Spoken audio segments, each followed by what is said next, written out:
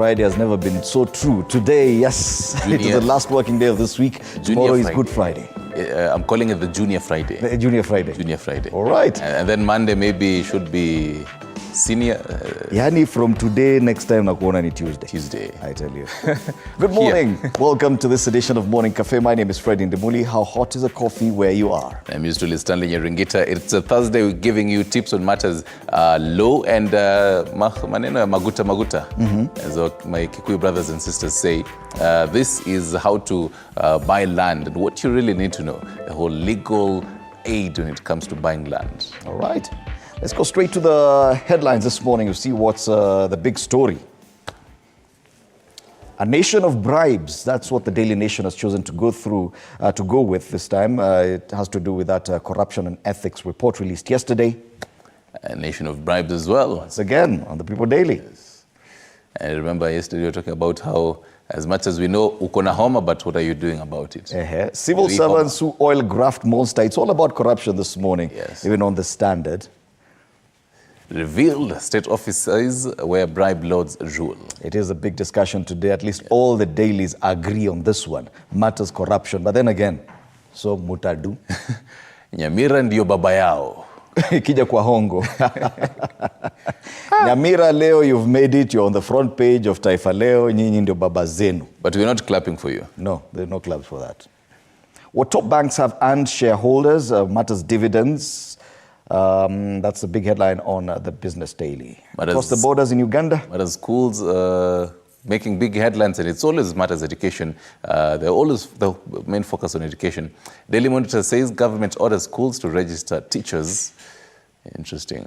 Across the border into Tanzania, while lorry owners are taking a beating on Central Corridor, as we said. Transport. In Uganda, it's all about education. In Tanzania, it's always about transport. Transport, yes. Yes, wako na barabara nyingi lakini hazina lami. Maaskofu walio uchaguzi huru, and it really has to do with the whole matters of having and registering some of this maaskofu. Pale wameongeza salamu za Pasaka. Ni msimu wa Pasaka. Oh yes, and finally, back to... All right, those are the headlines this morning across the region. In Kenya, matters corruption. In Uganda, matters education. And in Tanzania, issues to do with transport. How's the weather today? Let me take a look at the weather. And when you take a look at People Daily, it says how in the Easter, you'll probably be expecting a wet one. But let me see how the weather might be looking like. I have to cross over. You know the fact that this, it's a whole 100 inch. I have to move from one side to the other, you know. And even tell my director, Kevo, allow me to run from this point to the other. You need transport allowance. I know. One end to the other. It's 17 degrees Celsius in Nairobi. Let's see if the chances of it raining today. They say it around in the evening. You probably might be starting your weekend on a light shower note. Oh, right. Yes. I see what you did there. You see what I did there? Some... as high as 26, but getting into the evening, chances of it raining, but probably high. They're saying precipitation about 0%, humidity 92%. Let's see how, because we won't be here now, kesho, all the way until Monday. So allow me to also take a look at what to expect getting into the very long weekend. And in case you're going to be seeing dust this weekend, you might want some bit of some rain. Oh, probably it would be nice to check out what the weather is like in Naivasha this weekend. I was taking a look at Eldoret, but I'll open another tab there just to see how things are. But getting into the weekend around Nairobi. For Friday, highs of 26. Getting into Sunday, well, actually the whole temperature into the weekend is just similar. Highs of 26 and as low as about 17 and 18. And as of Monday. Let me cross over to this other side and nifungue another tab and see how the weather might be looking like in Naivasha. That's a two, okay. Uone kama the kind of dust that you're going to be seeing there. Because dust will be seen. Dust will be seen. 13 degrees. 13 degrees. Yes. The kind of weather expected for this weekend around there is actually very moderate, vizuri. It's chilly weather, actually. Oh, yes. So ukienda huko, Beba jacket. Skimpy dressing might not really help you throughout the day because dust has to be seen. Dust has to be seen, but they're saying as of high as about 25, getting into the weekend about Friday, Saturday, getting into Saturday and Sunday as well, and also into Monday, some light showers pale. Okay. So maybe inaweza saidia. Ukiona dust, unaweza... And you know, they say that it's simps who will see dust. Does it mean that everyone who's going to Naivasha is a simp? Well, no, actually, no. Because dust has to be seen. Actually, no. The fact that those who are going to be remaining in Nairobi, that they're going to be the simps. You have to text to say, dust. Yes, you're going to be texting saying, hey, and mtu anakuambia niko kwa grandmother in Naivasha. Na ujasikia grandmother ako Naivasha. Dust shall be seen. Dust shall be seen. In case you're somewhere in Eldoret, let me tell you how the weather is looking like where you are in case you're just waking up. 13 degrees. Umeamka kwa kitanda, umetoa duvet, unashangaa boda kuna baridi hivi. It's about 13 degrees where you are. But don't worry, it's about to get as about hot as 25 there. And that is how things are looking like. Back to Nairobi. Let's see how the interchanges are looking like. It's as early as in the morning. It's a weekend mood. They're calling it a Junior Friday, so don't expect too much traffic snarl up as of today. Wale probably wakuingia kazi mapema, and then they just finish it up. But then this is how the roads are looking like. Let me just zoom in into Lusaka Road as just getting into that whole roundabout, heading into Langata Road as well as Kisauni Road. Things are looking, there might be a slight traffic snarl up on this route, but then things will be new as you move into there. Well, Jogoo Road as well. Things are looking as fine as possible this morning. No red highlights, and the majority of the roads actually no major highlights. Bunyala Road is always one to expect, so do expect maybe getting into the 10 o'clock hour, kutakuwa na kajam kidogo, but nothing to worry on that. Tukimalizia pale, let me also tell you what to expect as of today. But first off, by the way, the WRC finally, now officially kickstarting. So there's going to be the whole flag off at KICC. Do expect that as of today. And then we'll be seeing the super special stage. So if you're around Nairobi and you really want to experience this whole WRC and just see the kind of roads that are going to be, being used there, the kind of drivers. Unasikianga akina Carl Rovanpera, akina Carl Tundo, all this kind of names. And you're wondering, who are they? What kind of cars they're using? Popping around KCC, ama pale Thika Road somewhere. You're going to be seeing some heavy kind of bars, pale Kasarani Stadium and all that. So probability is around maybe midday there. This road and Thika Road as well, there's going to be traffic snarl up because they're going to really close that road so that the roads getting from KICC. People should actually be aware of this because yes, traffic will be affected to a huge extent this morning in Nairobi. Oh yes. And if you're probably heading into Thika, so they're really actually and coming to town, and even coming to town because they're going to have to close off most parts just before you actually probably before past Mahali Ngara, somewhere there, just to ensure some of this, the roads and these vehicles actually use the highway of Thika Road getting into Kasarani Stadium and then now past and just now going to Naivasha. Right. The whole super special stage. So that is at least there will be some dust to be seen in Nairobi as well. Oh yes. Today. Just a bit of dust. But dust shall be seen. Seems you'll see something of that. Also on the diary, some education matters today. We do expect Principal Secretary Higher Education, Beatrice Nyangala, today launching the Kenyan National Research Repository. So it was developed by the National Research Fund, NRF, and the British Council. Matters education as well for you. Do expect Cabinet Secretary of Education, that is Ezekiel Machogo, to be gracing the inaugural Nairobi Education Conference at the Kenya Institute of Special Education, still in which is in Kasarani in Nairobi County. So this conference aims to identify and discuss the challenges that hold back the realization of inclusive quality education in the region. That is, in a nutshell, what to expect in our news diary as of today. And it is our cue to get into kwenye magazetini sasa. That bumper for you.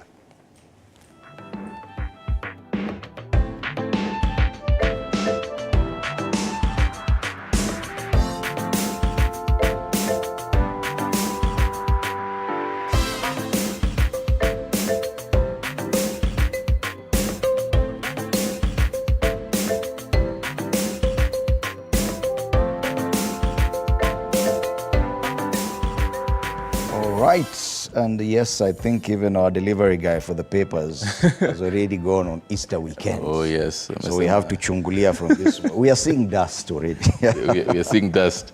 On the Standard this morning, civil servants who oil graft monster. Now this emanates from that corruption and ethics report released yesterday by the EACC. And they say that anti-corruption chiefs say the state of the vice has reached alarming levels, with public servants entrenching bribes for every service rendered, while Kenyans have become used to it, ingraining the vice in Kenya's way of life. Yes, utalipa tax, lakini bado, for every service you seek. This is a Standard this morning. That's a big headline there, and they also break it down. Ministries that are most prone to corruption in government: the Ministry of Health, the Ministry of Transport, Ministry of Education and Defense are most prone to corruption. Departments and agencies prone to graft: police, the highest, police, followed by traffic police. There's the Immigration Department, the Registrar of Persons and Public Health. County departments prone to corruption. Health services, high ranking, very high. Transport, trade, development and regulation, public works and services, as well as agriculture. It is no wonder police still ranking highly when it comes to corruption. Yes, I think the physical paper will be of help in this. Yes. The other headline on the front page: hustlers protest. Nairobi traders unhappy with Ruto high taxes. Okay, can we say clearly that they're also seeing dust? They're also seeing dust. Yes. Everyone seems to be seeing dust. They're seeing dust. Dust is constant. Utaona vumbi. Dust is constant. It doesn't matter where you are. Yes. And then the real dust comes there as well. The highlight there on the bottom strip of the Standard. Matter Sports, 29 rally drivers in Safari Showdown. And they say be sure to catch the action as the 2024 WRC Safari Rally is flagged off today at KICC, and thereafter proceed to the Kasarani Super Special Stage. It is on pages 47 and 48 of the Standard this morning, and that is the real dust that you shall see either way. On the top strip of the Standard this morning, we have a glowing tribute to Rita Tinina in her final journey. She was buried yesterday in Narok. Elsewhere, matters business, banks reap big profits. And in sports, FIFA's ban warning to Kenya, matters football. Okay, let's flip the page, and I can tell you the pictures on the back page of the Standard are very interesting. Yes, there's a lot of dust, because dust shall be seen today. But also pictures of those people who are already arriving in Naivasha. I tell you, Stanley, I do not know what you're doing in Nairobi. Safari Rally fans arriving in Loldia in Naivasha yesterday, and I can tell you, watu wako tayari kuona vumbi. Who said I'm going to be in Nairobi? Who said I'm going to be in Who Nairobi? said? Did I even say that? Did I suggest it? I'm sorry. Apologies. I withdraw and apologize. Maybe by midday today, by 12 p.m., I'll be landing in Naivasha. Around somewhere there. Nambia, our correspondent, Willie Dennis. You were talking about yes. traffic in Nairobi. Yes, traffic in Nairobi will be a problem. But whenever there's a weekend like this one, coupled by the Safari Rally in Naivasha, it has always been problematic, especially on the Nakuru, Naivasha, Nairobi highway. As well, if you're using anyone traveling towards that direction needs to prepare early for the kind of traffic that could occur. And mostly right now, it's Easter, so many people are traveling. Our Luya friends, like... We have to travel with our sofa sets. You have to go to... Ingo. Yes. We have to go. Uone kuku zinaendeleaje. Na wale wanaenda kuona dust. And then also... So you shall see dust even on the roads. And then also the children are closing. Yeah, and they're closing school. Actually, this is a warning and a caution. Today, you shall see dust as far as traffic is concerned. On all the major roads, the major highway from Nairobi towards Naivasha to Nakuru, You shall see dust in Nairobi on Thika Road as the rally cars make their way from after the flag off to that super special stage at the Kasarani, and later as they leave towards Naivasha. Oh, yes. So people who are going to attend the rally in Naivasha are going to clog the roads. So if you don't have a chopper, you shall see dust from down here. But you can also see dust if you hire a chopper. You see dust from above. But then you'll be seeing dust comfortably. Haitakusumbua macho. The theme for today's show is dust shall be seen. Dust shall be seen. And that's a standard. On the Daily Nation, dust is also being seen in the papers. And it seems as if they say there's no free government service in Kenya. So Kenyans are just seeing dust also. Oh, yeah. Everything has a price. And according to the 2023 National Ethics and Anti-Corruption Survey, the average size of bribe paid nearly doubled to 11,612 Kenyan shillings from 6,865. Wow. That's close to a half. Yes, and they're saying it nearly doubled in the previous year, with the usual suspects, including counties featuring in the list of shame. And they're saying Nyamira is Ndio Babalao.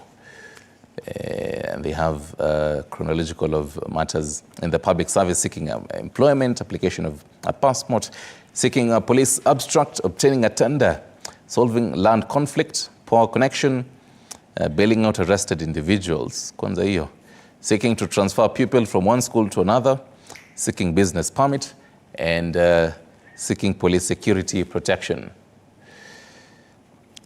Dust, mud, rocks, rain. Daily Nation is also telling us that dust will be seen. Dust must be seen. And that's Kenya's Karan Patel, navigated by Tudif Khan, raced the Skoda Fabia yesterday during the 2024 WRC Safari Rally shakedown at the Ndulele Conservancy in Naivasha. The highlights real quick on this front page. That things that have been making top news this entire week. First off, it is adios to Rita Tinina, or as popularly known to her colleagues, RT. Celebrated TV journalist Rita laid to rest. This is something that happened yesterday in the family home in Narok County. And matters Fertiliser, state withdraws quote-unquote fake fertilizer amid outrage, is on page 12. And a story that we were focusing on last week as well, matters funds to schools. On page 3, they say state releases 30 billion shillings to schools, universities. And these funds are to cover secondary school capitation loans, scholarships for university students. That is according to the PS. That is on page 3. PS matters... let me get that. Okay, sioni jina huyo PS. But that is the front page of this paper. We were asking yesterday why we're not seeing matters doctors who are also seeing dust. Oh, they're seeing dust. Oh, yes. Yesterday they saw quite some dust. The government representatives for their talks just walked out, and the talks collapsed yesterday afternoon. So this Easter, strike inaendelea. And we were actually hoping to see if these talks will go into the night. But then... Now, both parties have agreed that the only solution is to go back to court. And the soonest the court will have a sitting is on Tuesday next week. So yes, you shall have to see dust with no doctors throughout the weekend. Alafu makosa ifanyike, judge akuwa amekuwa jam hiyo Tuesday. Judge mwenyewe probably, okay. I don't know that. But there's something, okay, finish up. There's another highlight I want to bring your attention to. On the back page of this paper, county is free to act against doctors on strike. That is according to Council of Governors. And the governors are asking striking doctors to resume work as negotiations continue. And they have plastered a photo of doctors from Nakuru County. Wow. And that is just matters strike, the back page. And now to what your matters dust. Yes, page 62 of the Daily Nation now gives you a breakdown of what to expect in Naivasha, and they say no sherehe in public spaces. This is according to the Rift Valley Regional Commissioner. He has issued a warning. And he says the government has made elaborate security plans ahead of Easter's World Rally Championship Safari Rally, including a ban on sale of liquor inside private vehicles. utaona dust. Wataona dust. Yes. And people are preparing for the... Wait, so in the private... off the road has also been outlawed. You know, there's this tendency, this trend where you just park by the roadside, open the boot, open the doors, and you start drinking. That has been banned. It has been outlawed. And this is according to the Rift Valley Regional Commissioner, Abdi Hassan, who's saying those who break the law will be arrested and charged. So what if you come with your own... imebaniwa. What if you come with your own small tent? No, they've not made no mention of tents here. They're talking about sale of liquor inside private vehicles and roadside merrymaking. I'm saying that because Kenyans are a very creative lot. Yes. They say, okay, so this is the outlawed one. Then we're coming with our own. Okay. Yes, so you're going to be seeing, expect some very creative things. Oh yes, in Naivasha. From today all the way to because Sunday. Dust shall be seen. Shall be seen. Tuangazie gazeti la Taifa Leo, habari kuu pale wanasema Hongo Nyamira ndio baba yao. Ya, kama hujaiona jina akaunti yako kwenye ukurasa wa mbele, watu wa Nyamira hoye, Nyamira ndio baba yao. Abantu ba Nyamira. Tume ya maadili na kupambana na ufisadi yafichua kwenye ripoti kaunti utoaji hongo umekolea. Nyamira ndio baba yao. Shame on that county. Ikiwa unataka huduma ya aina yoyote katika serikali ya kitaifa na kaunti hasa Nyamira, Baringo, Siaya, Bungoma, Turkana, Pokot Magharibi, Samburu, Nandi, Kakamega na Kisumu, jiandae kutoa hongo. Huu ni ufichuzi wa ripoti ya hivi punde ya tume ya maadili na kupambana na ufisadi EACC kuhusu kiwango na athari za ufisadi nchini. Habari kamili kwenye ukurasa wa pili, na hii ndiyo habari ambayo imepewa kipaumbele kwenye gazeti zote za humu nchini hii leo. I was expecting Nairobi to be listed. Apparently we don't even rank that high. Anyway, vidokezo zaidi kwenye ukurasa wa mbele wa Taifa Leo, mjukuu wa Mzee Moi kukamatwa, kwingineko waathiriwa Shakahola kusaidiwa, na habari zaidi Tshisekedi na Kagame kukutana.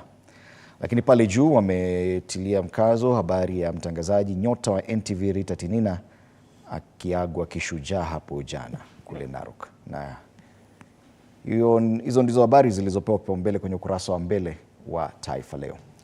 Right, to People Daily now. And they say a nation of bribes, a very, very similar headline to that of... Actually, it's the same words with the Daily Nation. Yes. A nation of bribes. Yes. And they say avarice. Survey reveals that most corrupt state agencies, counties, and services Kenyans are unlikely to access until they part with cash. So they have a likelihood of bribery demand in public institutions, and they have those institutions. First off listed there is traffic police, and the likelihood is 1.45. Prevalence of bribe payment in counties, and Nyamira tops at 100% prevalence. Back to the whole matters of public institutions. NTSA was listed among the top. And yet, in the whole knee-jerk reactions to curb road carnages, NTSA itself was brought in. They're back on the roads. Yeah, they're back on the road. So this really brings a big question, and it's opening a huge can of worms on. So the fact that we are having this NTSA being listed top, are they still going to, now the fact that they're being told, go back to the roads, are we going to say the same? Couple that with the Easter weekend travel. Just note, once again, for drivers, you shall see dust because the roadblocks, NTSA roadblocks are back. Oh, yes. Beginning this weekend. So, yes, you're likely to actually encounter one of these roadblocks as you travel across the country this Easter. Oh, yes. Because dust has to be seen. That has to be seen. But then, on a very serious note, though, a huge caution even to drivers, public transport as well as even the private ones. They really want to maybe beat this traffic jam, so once could speed up, kindly be safe on these roads. Oh, yes. Other highlights on the front page at the top, matters education. Machogu, how education money will be distributed. Into matters party politics. According to John Barry, picture there, ODM asks Joho and Oparanya to go slow. Oparanya and Joho are also seeing dust. Oh, yes. There's that one more highlight on the very top strip there. Yes, I was getting to that. So even as we are seeing dust, the Met Department says, msijali, mkiona dust, something good is coming. And they're saying, prepare for wet Easter, Kenyans warned. Met forecast heavy rainfall in highlands to the east and west of Rift Valley, Lake Victoria Basin, southeastern and the coast region. And even as drivers, you urged caution for motorists. You should also equally urge caution because there could be some flooding in some areas given the kind of rains that we expect. So brace for a wet Easter, but also be cautious because of possible flooding. Oh yes, and now more context on that, they're saying in the next 1 week. So they're saying indicates that exceed the levels recorded in the previous seasons. So this is itakuwa kubwa. Ni kama mvua pia imeona, hey, you guys have seen too much dust. Let me sanitize kidogo. And they also say, so the weatherman indicated that the rainy season will extend to June, with the peak being in April. So we're starting off the new month in not seeing dust maybe, all the way until June. And however, the Kenya Met advised Kenyans to brace for destruction and flooding in some parts of the country. And that is the People Daily for you. You can take a look at another paper before we wrap it up with the Star. All right, on the Star, revealed state offices where bribe lords rule is a big headline. Still matters corruption, coming from that report released yesterday by the Anti-Corruption Agency. And they say the ESCC report shows Interior, Health and Transport Ministries are the most corrupt. County Health Departments, NTSA, top list of bribery hotspots. And that's interesting because you're on the top main headline, you're talking about NTSA being on the top list of bribery. And on the bottom, they have a very big photo there, talking about the dreaded NTSA police back on roads with major crackdown. So NTSA, yes, among the most corrupt government departments, but yes, they're back on the road. So it beats the purpose, and I don't know. It's like we have no direction at all as a country. Oh, yes. Anyway, so yes, you do expect to encounter some of these roadblocks, especially as you do your Easter travel. Back to the top strip of the Star, because dust has to be seen, and they write, vroom, vroom. It's all systems go as focus stands on Easter weekend, iconic safari rally. This is the biggest highlight this weekend as we celebrate Easter. Oh, yes. And that's the Star. Come flip for me the Business Daily, take a look at it. Oh, yes. Matters banks, and they have pictured quite a number of about 8 of the CEOs of banks. James Mwangi, Equity, Kariuki Ngari, Stanchot, Cooperatives, Gideon Muruki, Absa's Abdi Mohammed, and CBA, John Gashora, Joshua Igara of Stanbic, Nasim Javj of DTB, and Paul Russo of KCB. Why are they pictured here? They say what top banks have earned shareholders and lenders battle 133 billion cash shillings defaults. The total dividends for 9 Tier 1 banks flat. But in case you don't understand all that jargon on matters banks, here's a story for you. Maneno ya mafuta, and Kenya ends oil import feud with Uganda. So they've finally licensed the Uganda National Oil Company, UNOC, ending months of a major feud that spilled over to the regional court and hurt diplomatic ties between the two countries. All right, so maybe Uganda have stopped seeing dust. So according to GCS, saying that the work is in progress to issue a permit that will allow the Uganda National Oil Company to import fuel directly through the Kenya Pipeline Company. The highlights on the ticker, an interesting one. Why more Kenyan women are obese? Prevalence of obesity in Kenyan women is 3 times as high as that of men as a result of poor feeding habits and lifestyle in general.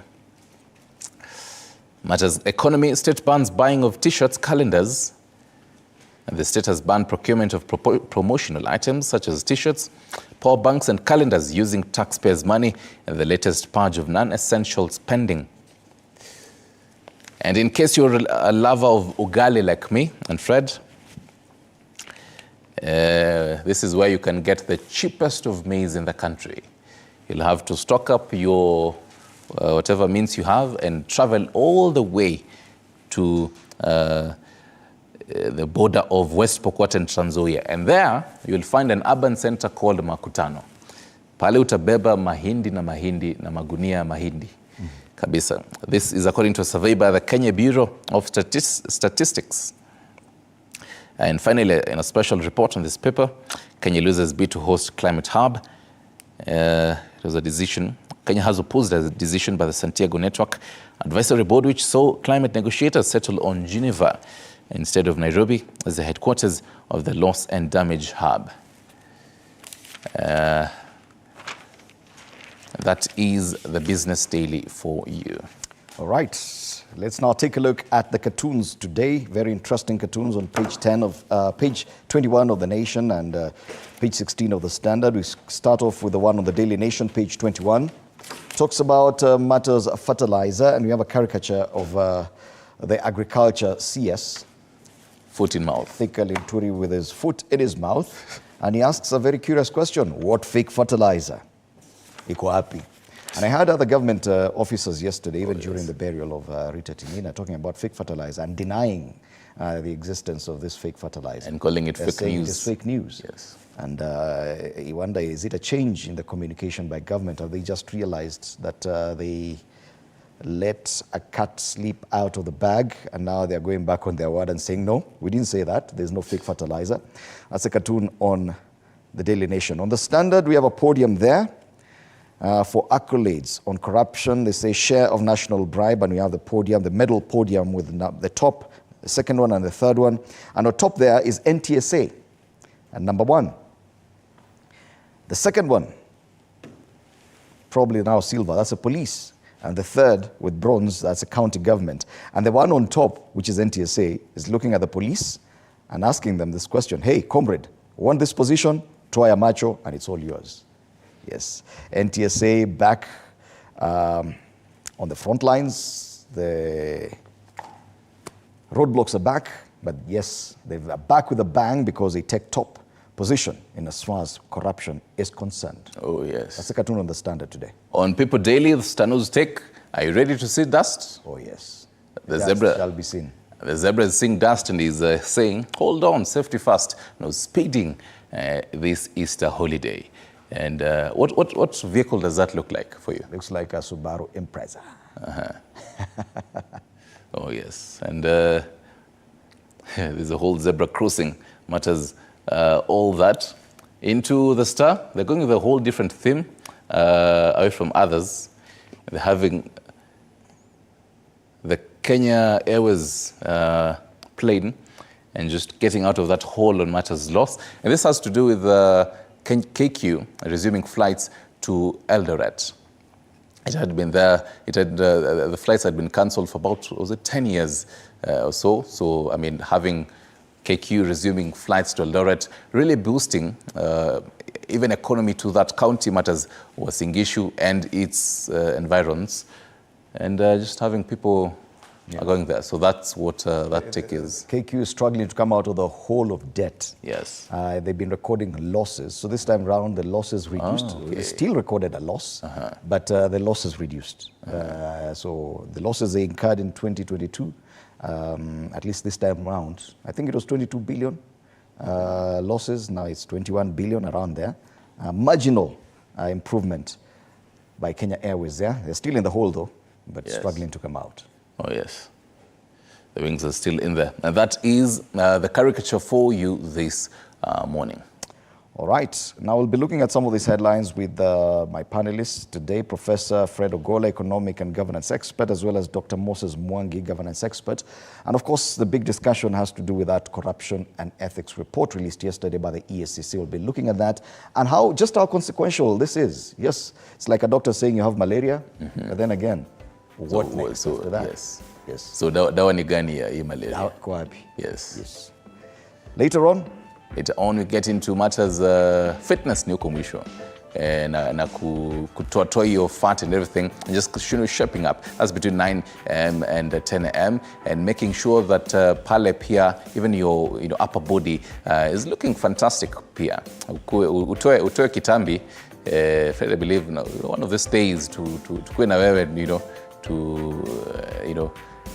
unatoa kitambi. But anyway, that's what is going to be happening between 9 a.m. and 10 a.m. But before that, I do expect our whole tips on low when you're buying land, what do you need to know?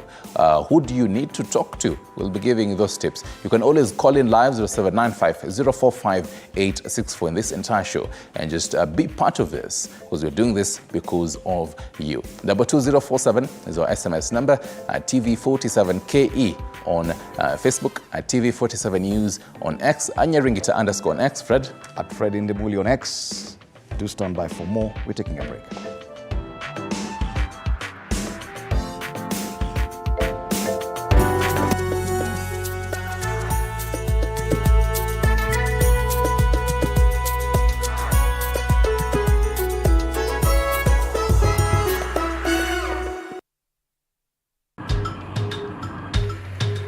Na safari hii katika Mfahamu Kiongozi tutakuletea viongozi aina mbalimbali. Nikuwe na Nisani kama 10 na pia nikuwe menua minibus. Minibus niko niwa. Kushinda unaangalia simu ya mzee, soma Biblia ama ingia kwa washroom ujisugue mpaka nimetoa hivi. I don't know whether any of my children would want to get into the political field. Sijajua bado. Kila Alhamisi saa 1:30 kuendelea.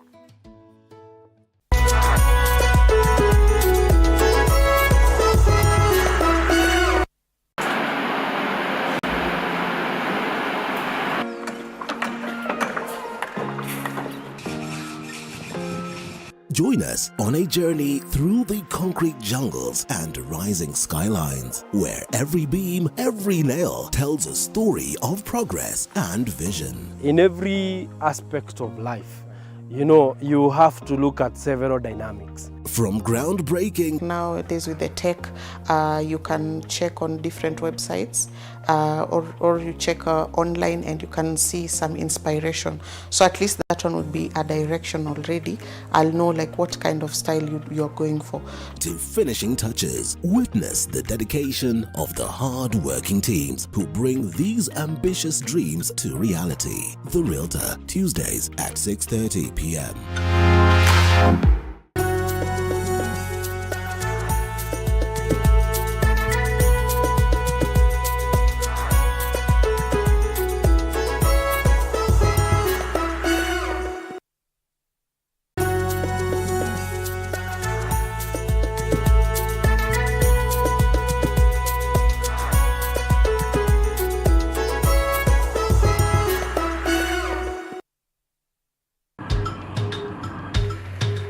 Na safari hii katika Mfahamu Kiongozi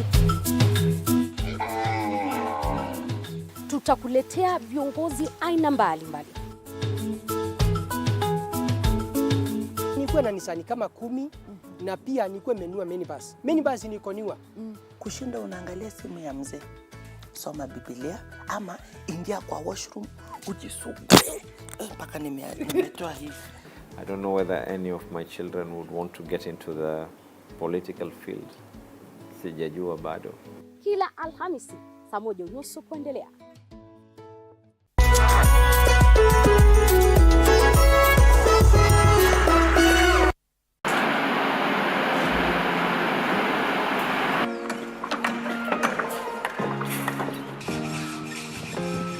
Join us on a journey through the concrete jungles and rising skylines, where every beam, every nail tells a story of progress and vision. In every aspect of life, you know, you have to look at several dynamics. From groundbreaking Nowadays with the tech, you can check on different websites or you check online and you can see some inspiration. So at least that one would be a direction already. I'll know like what kind of style you're going for. to finishing touches, witness the dedication of the hard-working teams who bring these ambitious dreams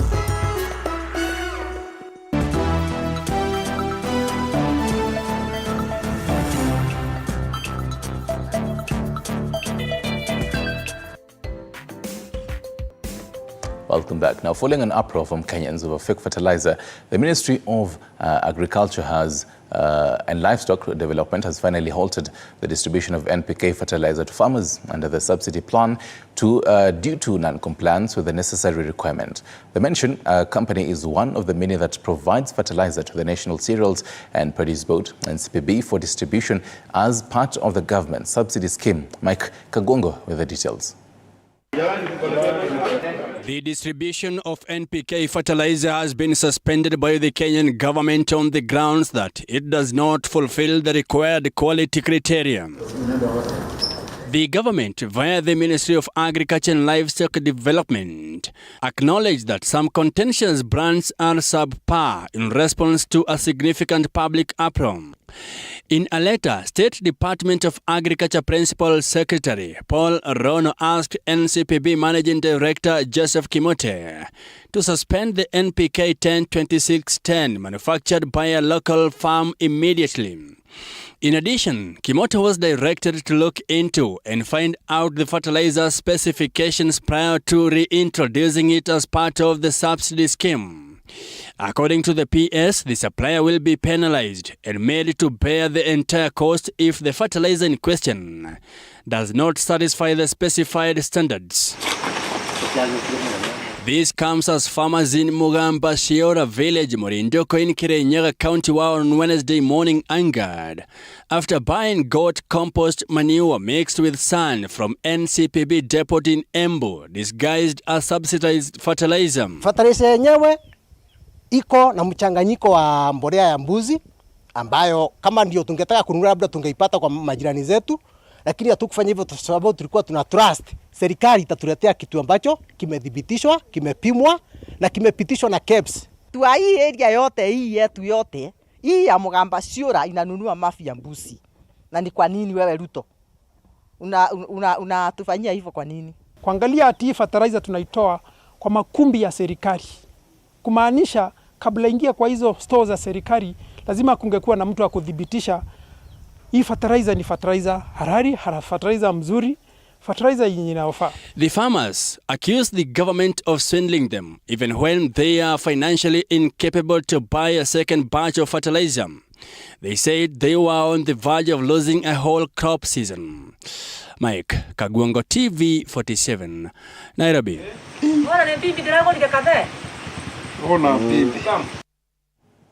The health sector now, in talks between the government and Kenya Medical Practitioners and Dentists Union, KMPDU, have yet again failed after both parties differed, while government representatives demanded that the doctors should suspend the strike for the talks to proceed.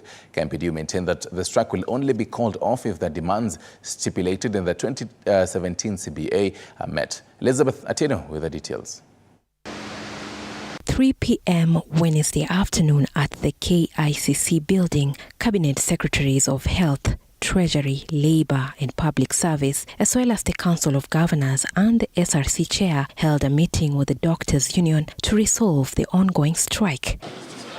However, things took an ugly turn as some governors questioned if it was proper for the meeting to continue, as KMPDU was yet to suspend the strike as was instructed by the court. And the court order, specifically number 6, which requires that for this whole of nation process to take place, you should have gone back to work and there should be no strike, is my limited understanding.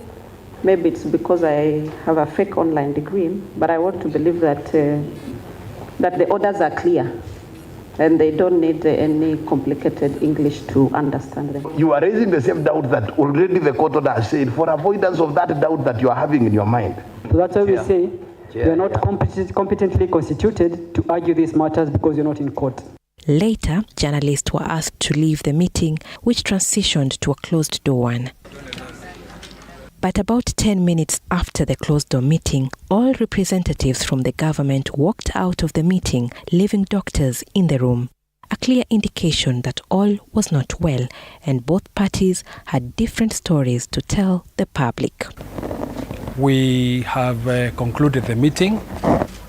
We have asked the union anytime between now and 1st of April that if they comply with the ruling and lift the strike or stay the strike or suspend it, then we will proceed to call the next whole of nation approach meeting. Evening, as you are to start the meeting, they decided to all stream out of the engagement, saying that they don't bother and they don't care how long the strike takes. They don't care how many Kenyans die. They don't care whether there are no doctors in the hospital or not. They are ready to wait until the next day in court on 3rd is when they will engage us. And as the push and pull between the government and KMPDU intensifies, the situation is getting dire for thousands of Kenyans in need of health services. Earlier today, the Council of Governors directed all doctors to go back to work, pursuant to the court order, failure to which they risk facing disciplinary action. Elizabeth Atieno, TV47, Nairobi. And to even more shocking news, a majority of Kenyans perceive corruption levels in the country to be high, with the average bribe that Kenyans part with being 11,625 Kenyan shillings. So in a report from a survey conducted by Ethics and Anti-Corruption Commission, EACC, 44.7% of Kenyans opine that the prevalence of corruption is high, attributing this to the high cost of living and no action taken on reported cases of this particular corruption cases. Sheila Chilengat with these details.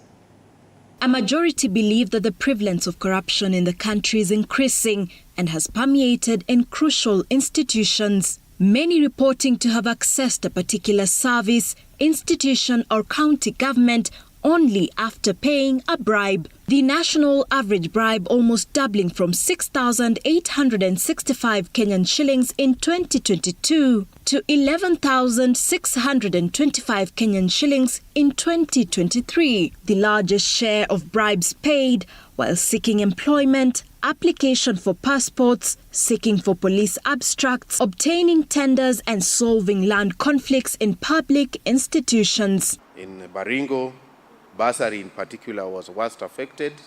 In Siaya, again, it was medical attention and public health clearance certificate. It was 100%.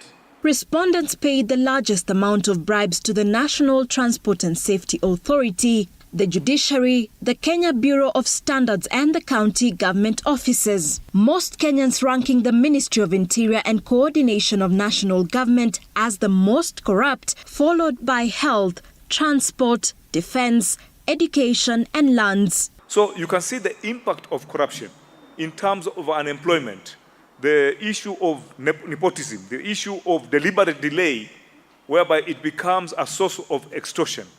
And that's why, like in the police, we are really insisting that we need automation. The respondents attributing this corruption to the high cost of living and no action taken to reduce corruption cases. Among the recommendation by the EACC in tackling the graft menace include accounting officers to enforce existing anti-corruption regulation and promote a culture of integrity and ethics in their agencies.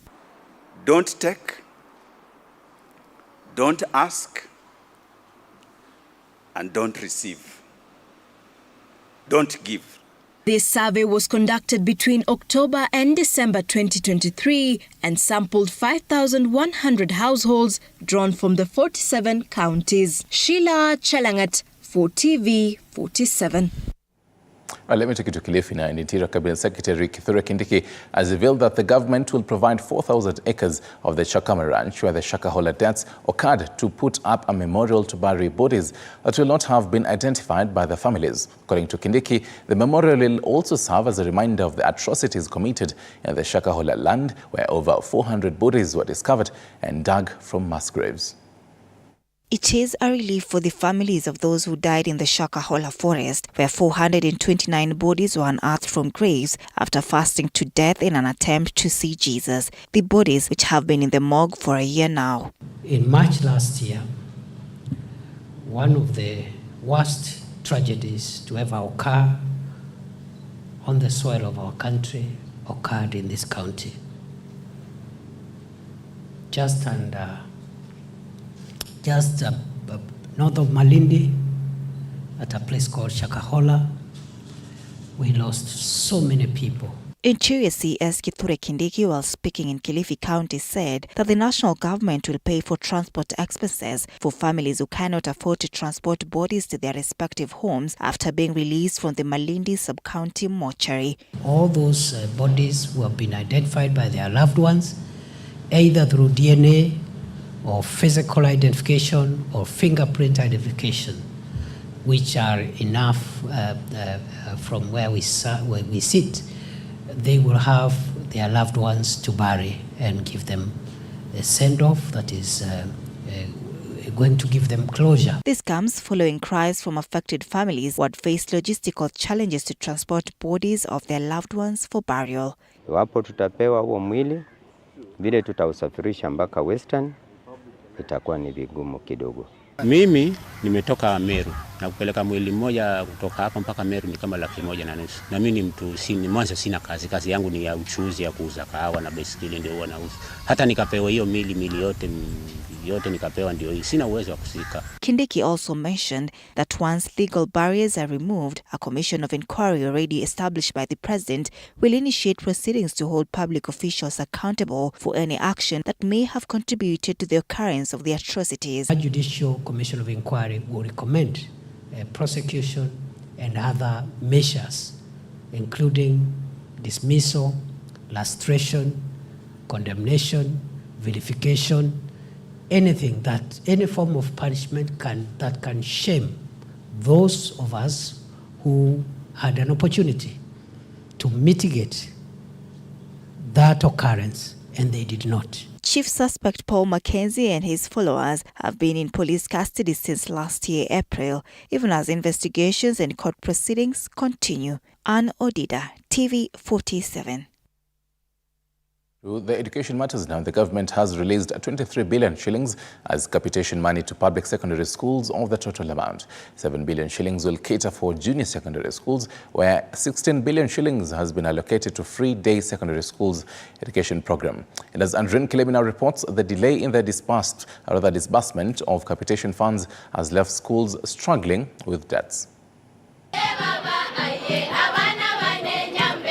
After weeks of complaints from school heads, parents, union officials and other education stakeholders, the government now says it has released 23 billion shillings to public secondary schools as capitation money. Ahead of schools closing and to ensure the schools are well prepared for the start of the next term, the ministry, the government of William Samoei Ruto has given us the second tranche of allocation of the capitation. Of the total amount, 7 billion shillings will cater for capitation for public schools at the junior secondary school level, while 16 billion shillings will cover capitation grants under the free day secondary school education program.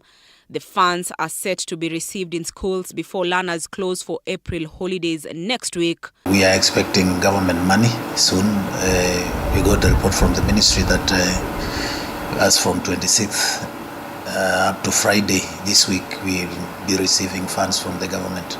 So that will be a plus to us and it will help us pay our workers promptly.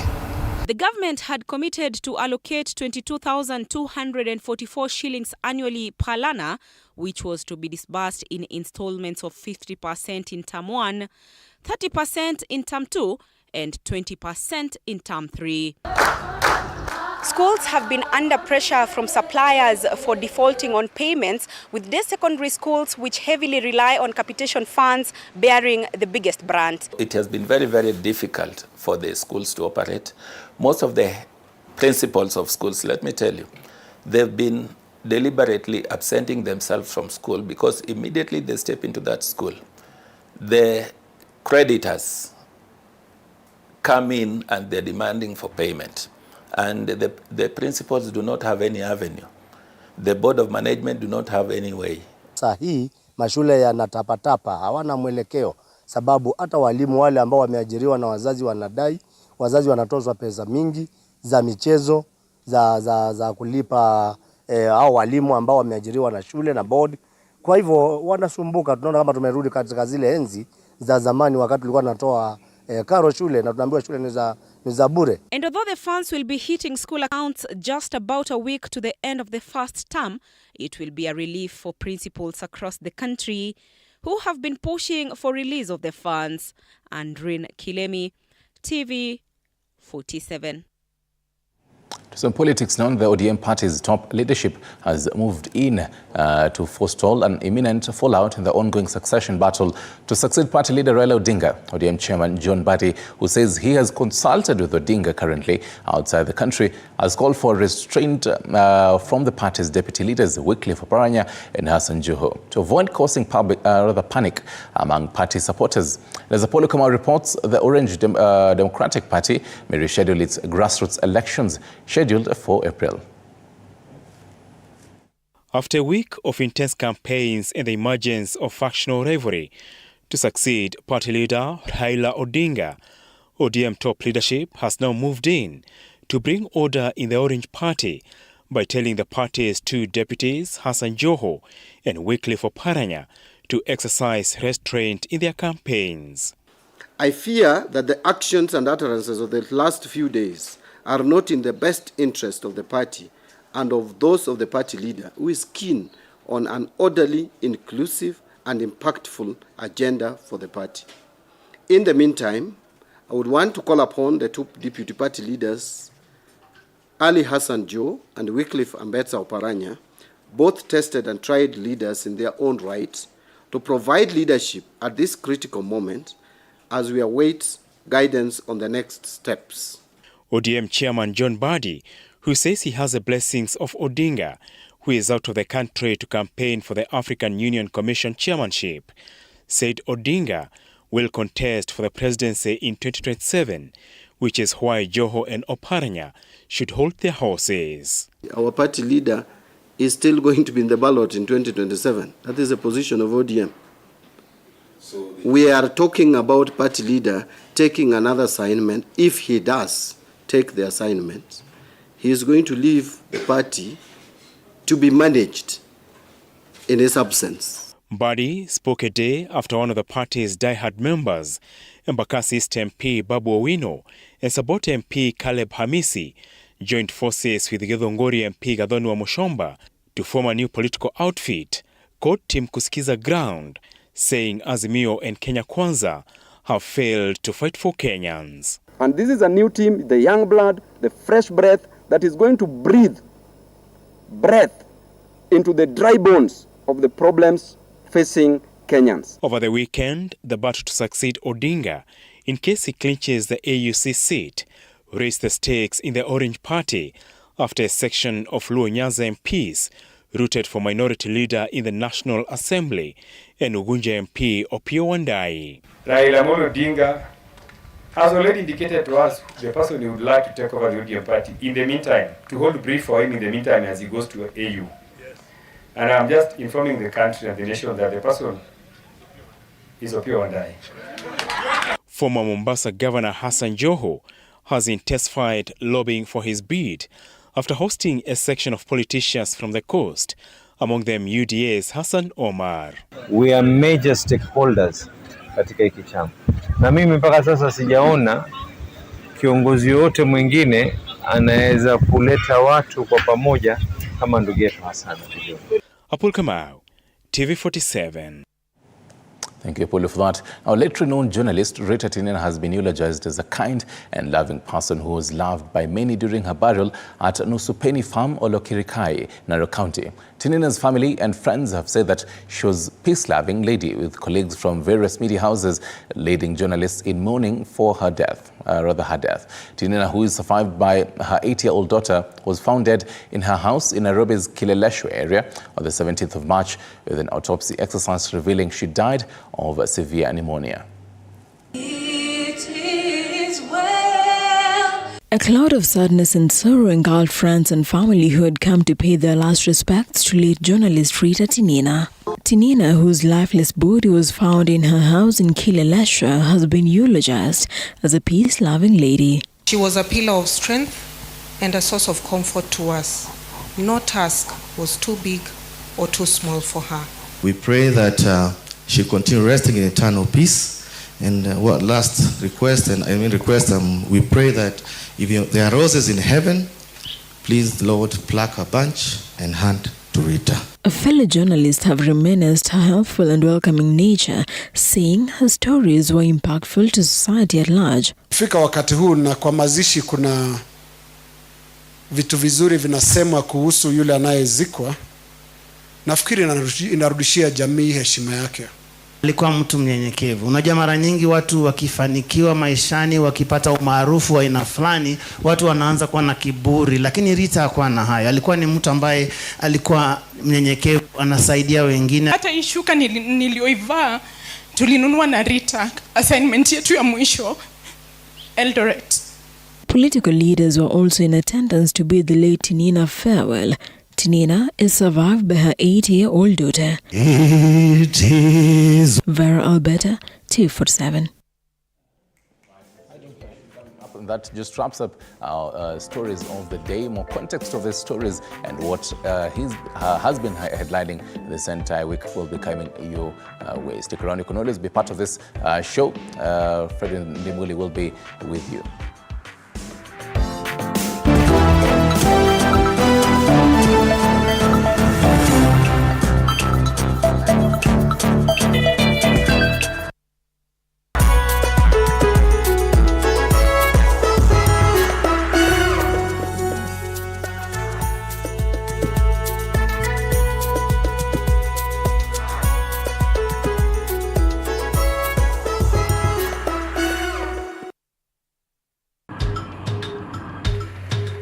Na safari hii katika Mfahamu Kiongozi tutakuletea viongozi aina mbalimbali. Nikuwe na Nisani kama 10 na pia nikuwe menua minibus. Minibus nikoniwa. Kushinda unaangalia simu ya mzee. Soma Biblia ama ingia kwa washroom ujisugue. Mpaka nimetoa hivi. I don't know whether any of my children would want to get into the political field. Sijajua bado. Kila Alhamisi saa 1:30 kuendelea.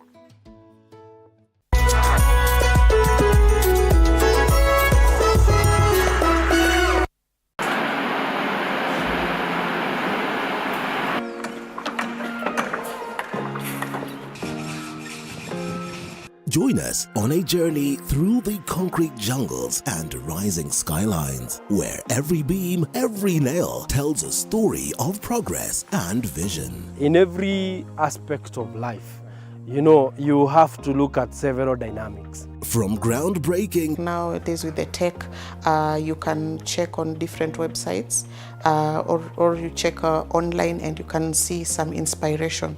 So at least that one would be a direction already. I'll know like what kind of style you're going for.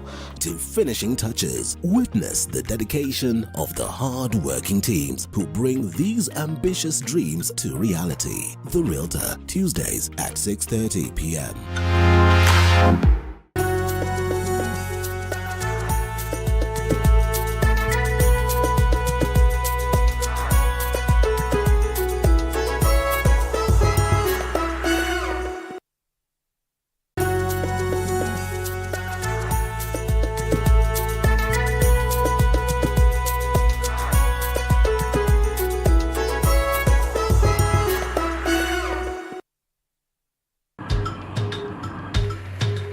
Na safari hii katika Mfahamu Kiongozi tutakuletea viongozi aina mbalimbali. Nikuwe na Nisani kama 10 na pia nikuwe menua minibus. Minibus nikoniwa. Kushinda unaangalia simu ya mzee. Soma Biblia ama ingia kwa washroom ujisugue.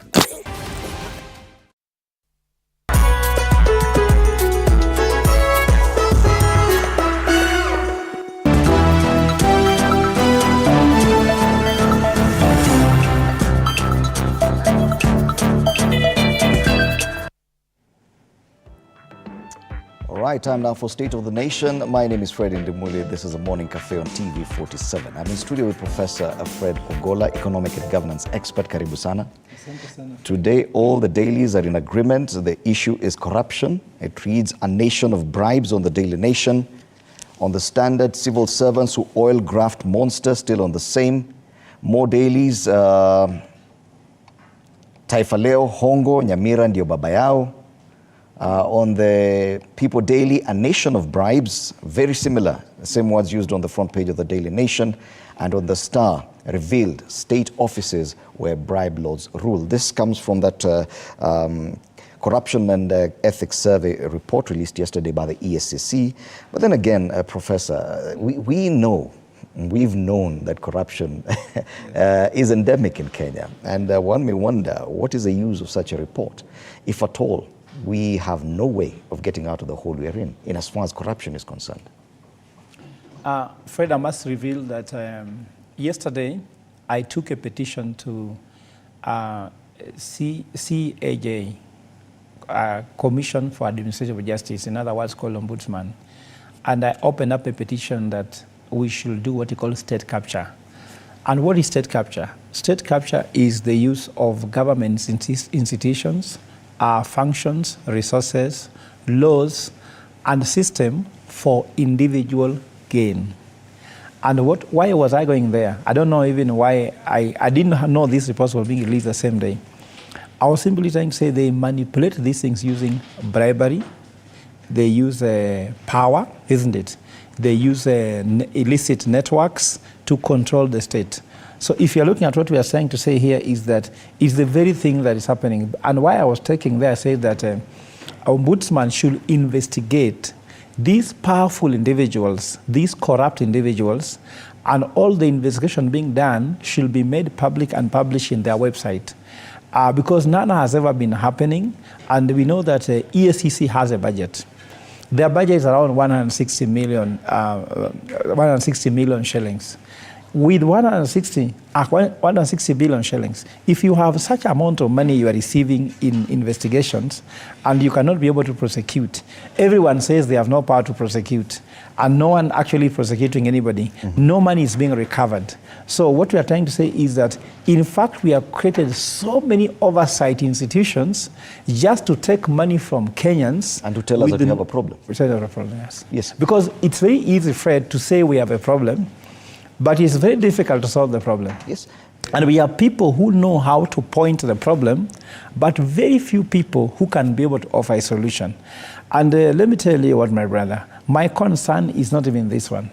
My concern is the trend, because during Uhuru Kenyatta's presidency, he said that we are losing 2 billion shillings a day in corruption. And you have seen that this corruption has doubled, meaning now we are losing 4 billion shillings a day to corruption. That's how I get it. Because they're saying that the amount paid as a bribe by people seeking government services has doubled. 1 year period. It used to be about 6,000 Kenya shillings. Right now it's very close to 12,000. Yes. It's about 11,900 and something. Does it mean we've lost the war on corruption? Because as it's doubling within a year, we do not see any tangible measures by government to actually counter the trend. I don't say we have lost. What I'm trying to say is that citizens need to have their power back when they can be able to change the system. Fred, you will see in 2 weeks from now, we are going to launch a Constitution Amendment Bill, Article 1 of the Constitution, to demarcate how citizens can recall a government that is corrupt to this level. Because, for example, you know, they say sovereignty belongs to the people, but they say you can rule directly or indirectly. But people who are the primary constituency have no power to recall the power they give. If you can give something and you say you're the one who has power to give it, and you have no power to recall it directly, because now the president cannot be recalled by the citizen, can only be impeached by parliament, who have been bought. We are having the most corrupt parliament in the history of Kenya. I can tell you this because, again, if someone wants to do research of how much money has gone to parliament to aid the passing of bills, Finance Act passed, we were here with you the other week, last week actually, where no one reads the bills. They look for who will give me money, and then they pass a bill. We have a parliament that is incapable of interrogating this thing. Like, for example, Should this report not be tabled in Parliament so that Parliament can be able to come up with an action to be done? They will not table this report in Parliament. They won't act. So we are looking for how can he recall. So we have not lost the war. There are so many good-loving Kenyans. Remember, countries like Singapore had corruption before. The countries that overcome corruption had a history of corruption before. But they found someone who came one day and changed corruption. Because let me tell you what, friend, if I would be president today, I would call my ministers and PSS and tell them, I am a head of state. I live in State House. I have my transport catered for. My family has how to eat. Don't make money for me.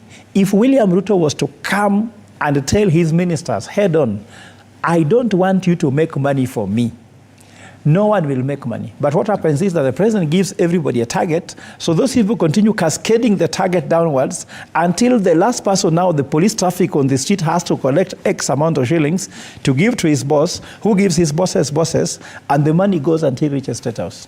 Let's welcome Dr. Moses Mwangi to this panel. Dr. Moses Mwangi, karibu sana. He's a governance expert, and you found us discussing the main headline today. It has to do with corruption on all the dailies.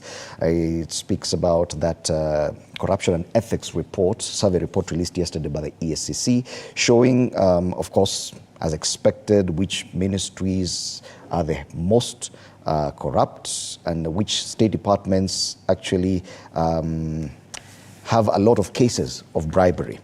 And the amount that Kenyans give on average as bribes in order to receive government services has doubled from 6,000 shillings a year ago to about 11,000 shillings currently.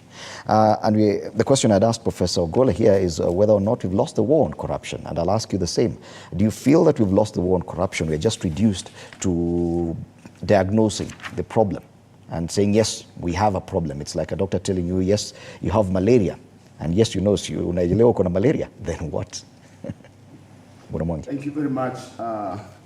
First of all, I think is to commend the ESCC for the report. And we believe they stated it as it is. That is a score in terms of just letting us know we have a problem. As you have rightfully said, when you're dealing with an illness, the most important thing is to diagnose, to get to know where is this disease, what is this disease. Then you can now look at the medicine to give. As it is, the thread of corruption is on the rise. There is a lot of willingness within the government system. Now it is completely entrenched. Maybe you may have one or two people, I don't know, but it is now the culture. Even the president himself admitted the other day that there is budgeted corruption. It is in the budget. And this budget is made by who? It is made by government. And then it is so where corruption has reached in our country, it has reached a stage where we would say that if something radical does not happen, we are on our way to losing the war. Okay. Really, the direction it is where everybody accepts, willing, even people are willing to give the bribe. I mean, when you look at it, to get any service, unless you give a bribe, when you reach that level where the population is willing to give a bribe, they have nowhere to report. Because where are you going to report? Even reporting and getting a matter investigated, even serious crimes, somebody has to be oiled to do their job. So how worse can it be? And I'm wondering, you say we've not lost the war on corruption, and I'm wondering where your hope or optimism comes from. Because as Dr. Mwangi says, it is endemic. It is part of our culture. Kenyans are now more willing to part with a lot more as bribes. When it is part of the culture, it is a society. It's not just government officers and government offices. It is the entire nation that is willing to offer bribes for a service in government. How do you reverse such a trend? First of all, Fred, let me just give analysis of what are the different categories of corruption. Then you can be able to agree with me whether you can reverse it. There's what we call sporadic corruption. Sporadic corruption whereby some few individuals do corruption, but they hide because it is abhorred by society and even their bosses should not know. Maybe this could be happening in your house whereby your house help will be given some small money for here. Those are sporadic. The second level of corruption is called systemic corruption, whereby there is something in the system where there are some people who are corrupting the system, but they are afraid of being known that they are corrupt, and they cannot openly say that they are corrupt, isn't it? But that's called institutionalized corruption, and that's why they are talking about whereby it's even budgeted for, it's even expected. For example, if you go for a driving test, and you fail driving test, and you come home and tell your friends that I went for driving test and the policeman told me I cannot pass. They tell you, Fred, you must be out of your mind. Mm-hmm. You didn't put something in their hands, mm-hmm. which means that you are even expected to do so. You want to become a police. You want to work for NIS. You want to get a job or a teacher. You want to be a registered nurse or doctor. I can tell you, in Bungoma, I know somebody who tells me that if you have 125,000 shillings and you have done nursing, you'll be registered as a nurse. It is known even by the children working on the street. So we have reached what's called institutionalized corruption because it's highly expected that actually you should be able to give the bribe. Now, when we reach a system of institutional corruption, why is it still easy to be able to reverse?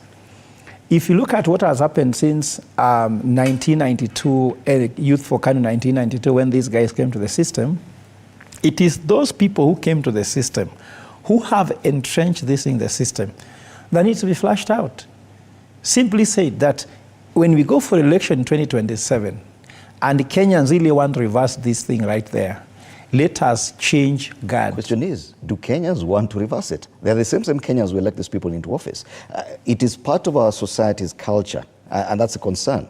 Are we going to expect the same Kenyans who are willing to give bribes? Yeah, that's what I'm trying to say. You see what has happened in Senegal? Mm-hmm. Do you see what has happened in Zimbabwe? Mm-hmm. Those things are still moments that Kenya can actually captivate. But at the same time, civic education, like now, the publication of these reports here are very essential. What we're discussing on TV, because people do not know that corruption is what I call in my Solomonic economics, wisdom of fools. And let me give you a good case. In Embu, there was somebody who was in charge of the water engineering in Embu. So water engineering is whereby when you want to treat water, people tender and give the chemical to do water treatment. So this gentleman accepted a bribe so that he can approve somebody who supplied with the chemical, which was the wrong chemical for water treatment. Do you know what happened? Mm-hmm. He attended a burial of his own son, who drank this water somewhere and died. When he was attending that funeral, did he feel that the bribe he got to allow these people to supply this chemical was right? Do you know that corruption is a system of fool because it hits you back? Because now, for me, the implication is this. Fred, if you have a son and he's going to school, is it better rather you give them the best education or you save that money to bribe them to go to get a job? It is something which is, you are a policeman. You are passing buses or you are passing a truck which has no brakes, and this bus goes down the train. Maybe your wife is driving upstream, isn't it? And this very car will crash your wife's car. You know, what I'm trying to say, people don't understand that it is not sustainable, but I said it will go until Kenya discover that it is impossible to live a life. Look at the cost of living we have. What will it take for us to get what is happening now? Uh-huh. The problem we are having with this cost of living, we elected a corrupt government. The corruption has gone up because it's doubled. This is figures, you cannot say that I'm just saying my own things. Kenyans have to realize that for any time they are going to a supermarket to buy bread, and that's why civic education is important, there's 8 shillings which is going to corruption. Okay. And the price of that bread, 8 shillings has been put there because it's budgeted for. Even up to your bills, it's budgeted for. My concern is how to change the nation's psyche. Because the problem is, yes, if at all we just had a few government officers who are corrupt and it's known, it would be easy to handle. But when the entire society appears to be too comfortable with corruption, it's just part of life, then how possible is it to reverse such a trend? Well, there must be a Damascus moment. A Damascus moment will come. It is human beings, human development. There comes a time when the bubble bursts and the situation changed. We remember in 2002 when the people came together and they said, yote yawezekana. We remember 2003, those of us who are old enough will remember that citizens were arresting policemen who are receiving bribe. We remember that when the matatu industry was in chaos and the late Michuki said that seat belts must be put, Kenyans thought it is not possible. And the seat belts were put. Today they are not being used, but they were put, and Kenyans were willing to walk long distance so that we could reverse the trend. Now, we reversed, but now the reverse has now gone the other way. So I believe it's about leadership. They say that fish rots from the top, from the head. It's about leadership. If you want to bring change in any organization, this organization, any nation, you have to start from the top. Do you see, so the tone. Do you see that kind of commitment from the leadership currently? Well, I don't think, I don't think, unless there is a Damascus moment for the current government, I don't know whether it can come. I think the Damascus moment may need to come for Kenyans. If the current government decided that we are serious, not by saying, because actions speak louder than words. You can repeat 100 times that if you are caught in the if you are caught, but as my friend here has rightfully said, the issue is that there is a desire, there is a way, even when you see the policeman on the road asking for a bribe, most of that money is not his. Okay. It goes down up the rank. So until the top. Okay. And we've seen successive governments tackle corruption differently, even from the days of Daniel Moi, Mwai Kibaki, and Uhuru Kenyatta even went to parliament, even fired a number of cabinet ministers. In an attempt at least to change the perception or for the government to appear like it is fighting corruption. Do we see any sense of that with this administration, Kenya Kwanza administration? Discussions about corruption and even wastage in government are rarely talked about. Fred, you know, he talks about a Damascus moment.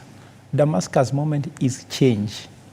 And I'm sorry to say that the only person who wants change is a baby in wet diapers.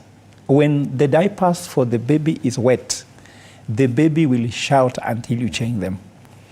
And we won't start with leaders here, because these are not leaders, they are ruiners. They are ruining our country. These are people who are corrupt. They have come through corrupt system. And let me just explain to you. Do you know how IBC Select Committee comes to be there? They bribe to be put in those positions. As soon as they get to those positions, Select Committee, now they want to select the IBC commissioners, isn't it? For the commissioners to get the jobs because their bosses have bribed to come in, how do the bosses recover their money? They also have to receive bribes from the candidates who want to become commissioners to come in. Once the commissioners have come in, how do they recover their money? The people elected must bribe them to become in these positions. Didn't you hear Tuju coming in open television and saying Chebukati went to his house to collect money? Did you not hear that Ruto gave a bigger envelope to IBC than what Raila was willing to give? These ones they are reported in newspapers. So if that is the system upon which you'll come, these people cannot change the system. When Kenyans who are sitting there will be told, if that's why I'm trying to tell you, it's now obvious, maybe let me reveal that I was installed just the other day as the political leader for the Luo Nation. I know you'll say, why not Raila? But you see, the issue is that's another story for another day, because there's a way Luo select. It's about the spirit who tells them who can lead the nation. So you were selected? Yes, in fact, next time I come here, I'll be wearing my official regalia. Okay. I didn't want to surprise you. I wanted to take permission first because I've been given official regalia. Remember, Tom Mboya was the official political leader of the Luo. But you see, when Tom Mboya died, this thing was never given to Raila because of the fact that there were issues that he didn't qualify for it. But I don't want to talk this on television. So what I'm trying to say here is that we are going to come up with a narrative to tell people the implication, because if they tell you that you are spending around 12,000 to get a job, you have not been told the implications of this one. You have not been told the positive side of this. We have already solved the positive side of corruption. We will do this telling. We will do that. You know, Fred, if all Kenyans allow, you might see me in the ballot for 2027. And I have a lot of followership. You may not believe it. I have a lot of followership. Even the corporate are telling me, Professor, we can smell the shit of Kenya Kwanza in our balance sheet. Because shit smells, isn't it? If you look at your balance sheet with this corruption, if private companies have to bribe to get tenders, so you can see it in your balance sheet and income statement. And it is rising and rising. And our conversation is talking about Kenyans who are left out and giving Kenya back to Kenyans. And we are going to distill this thing into a very clear numbers. And actually, some young people are telling me, Professor, I think there's a way out here. So don't worry about this. I want to talk about my manifesto here. But I'm believing that there's a leadership that has realized that it's not sustainable. And you must have a clear narrative. If you come with a narrative that can boil down to how much your bread can go down, if you bring in a new leadership that can be able to change the situation, then you'll see Kenyans oscillating towards it. I'd want Dr. Mwangi to chime in on that. Do you believe that a campaign, a political campaign on anti-corruption could actually be enough to change the way this country thinks or feels about corruption? Kenyans are already willing to pay for jobs. Do you think a political campaign like the one Professor Ogola is suggesting could be enough to change the way this nation thinks?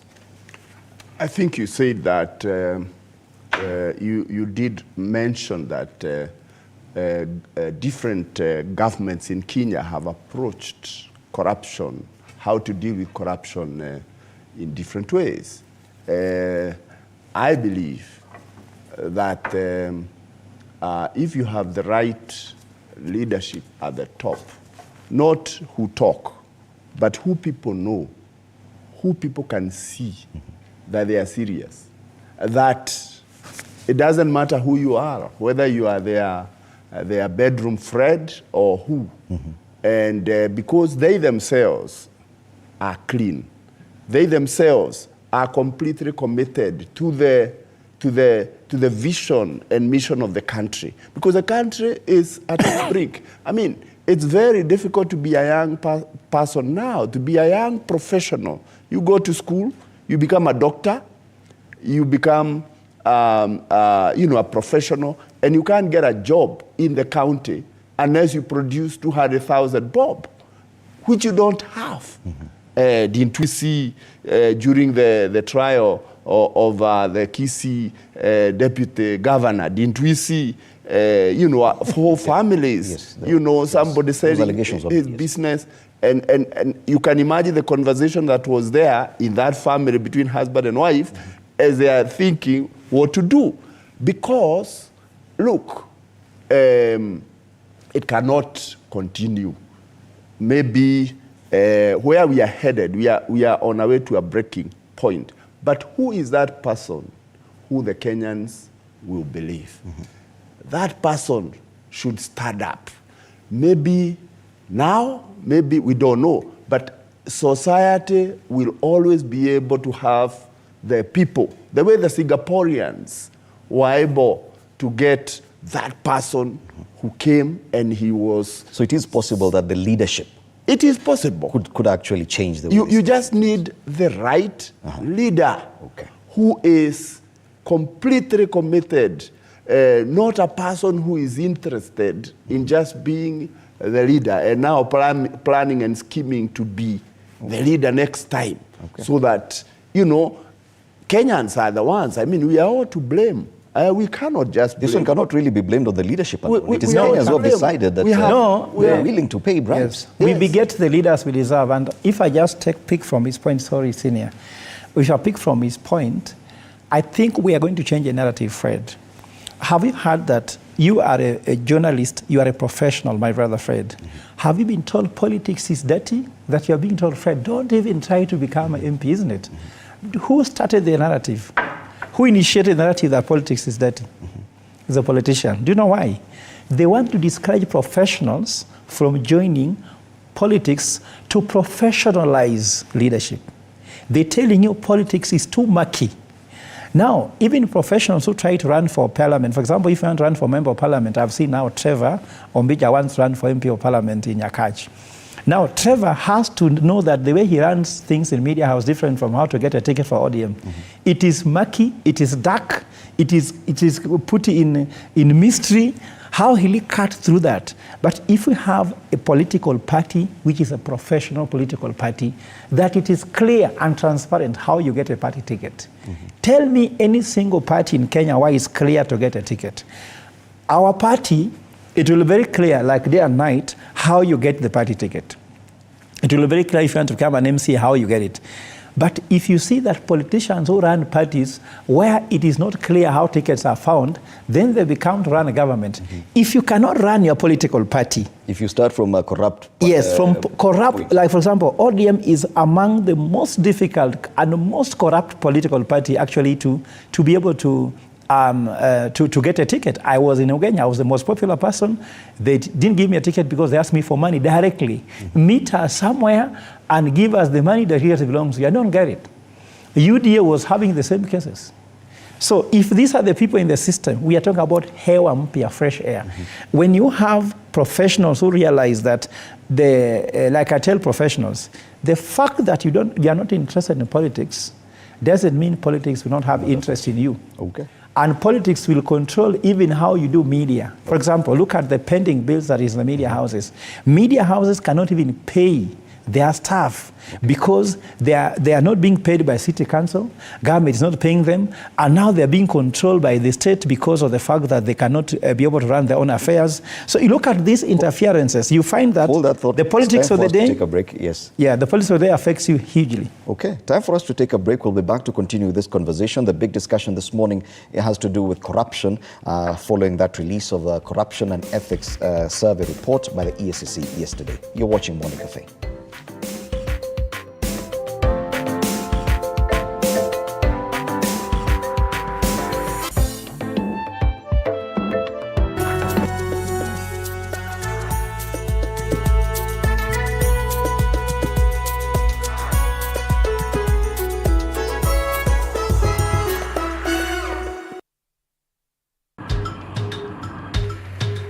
Na safari hii katika Mfahamu Kiongozi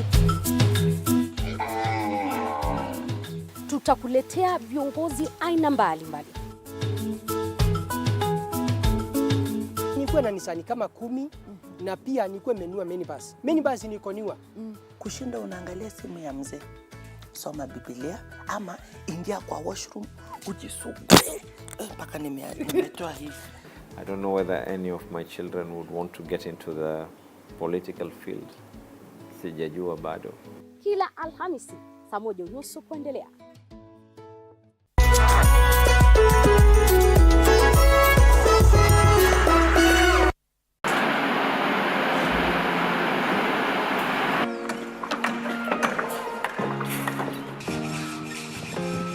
Join us on a journey through the concrete jungles and rising skylines, where every beam, every nail tells a story of progress and vision. In every aspect of life, you know, you have to look at several dynamics. From groundbreaking. Nowadays with the tech, you can check on different websites or you check online and you can see some inspiration. So at least that one would be a direction already.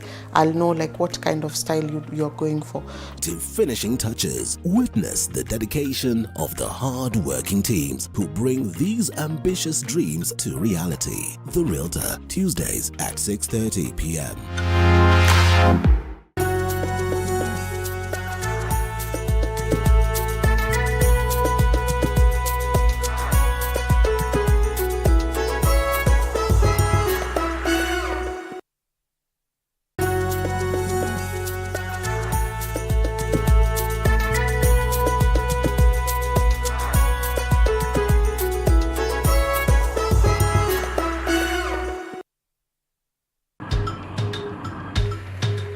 Na safari hii katika Mfahamu Kiongozi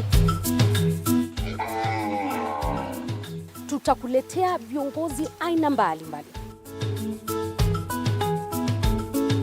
Nikuwe na nisani kama 10 na pia nikuwe menua minibus. Minibus niko niwa. Kushinda unaangalia simu ya mzee. Soma Biblia ama ingia kwa washroom ujisugue. Mpaka nimetoa hivi. I don't know whether any of my children would want to get into the political field. Sijajua bado. Kila Alhamisi saa 1:30 kuendelea.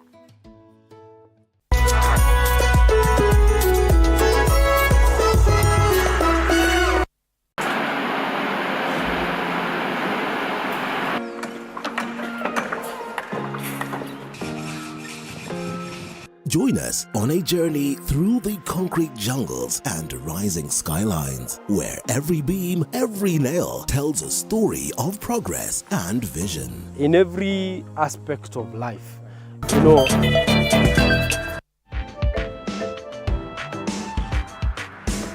Right, welcome back. You're watching Morning Cafe on TV 47 with me, Fred Indimuli. I'm still in studio with Professor Fred Ogola, economic and governance expert, and Dr. Moses Mwangi, governance expert, helping us understand the big headlines today.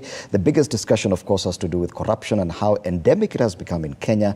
And they say that for any Kenyan now seeking a government service, the average amount paid out in bribes is about more than 11,000 shillings, which is double the amount that was paid as bribe 1 year ago. I want us to move slightly away from that corruption discussion and look at other things that are happening as well that could be as a direct result of corruption as well. Yesterday, and this features on the front pages as well, yesterday the state withdrew what they call fake fertilizer from the system. The government suspended the distribution of NPK fertilizer to farmers under the subsidy program. This comes after it was established that that NPK 102610 manufactured by chemicals may be substandard. This could be as a result of corruption to some extent. But I want to see the kind of impact it has on this administration.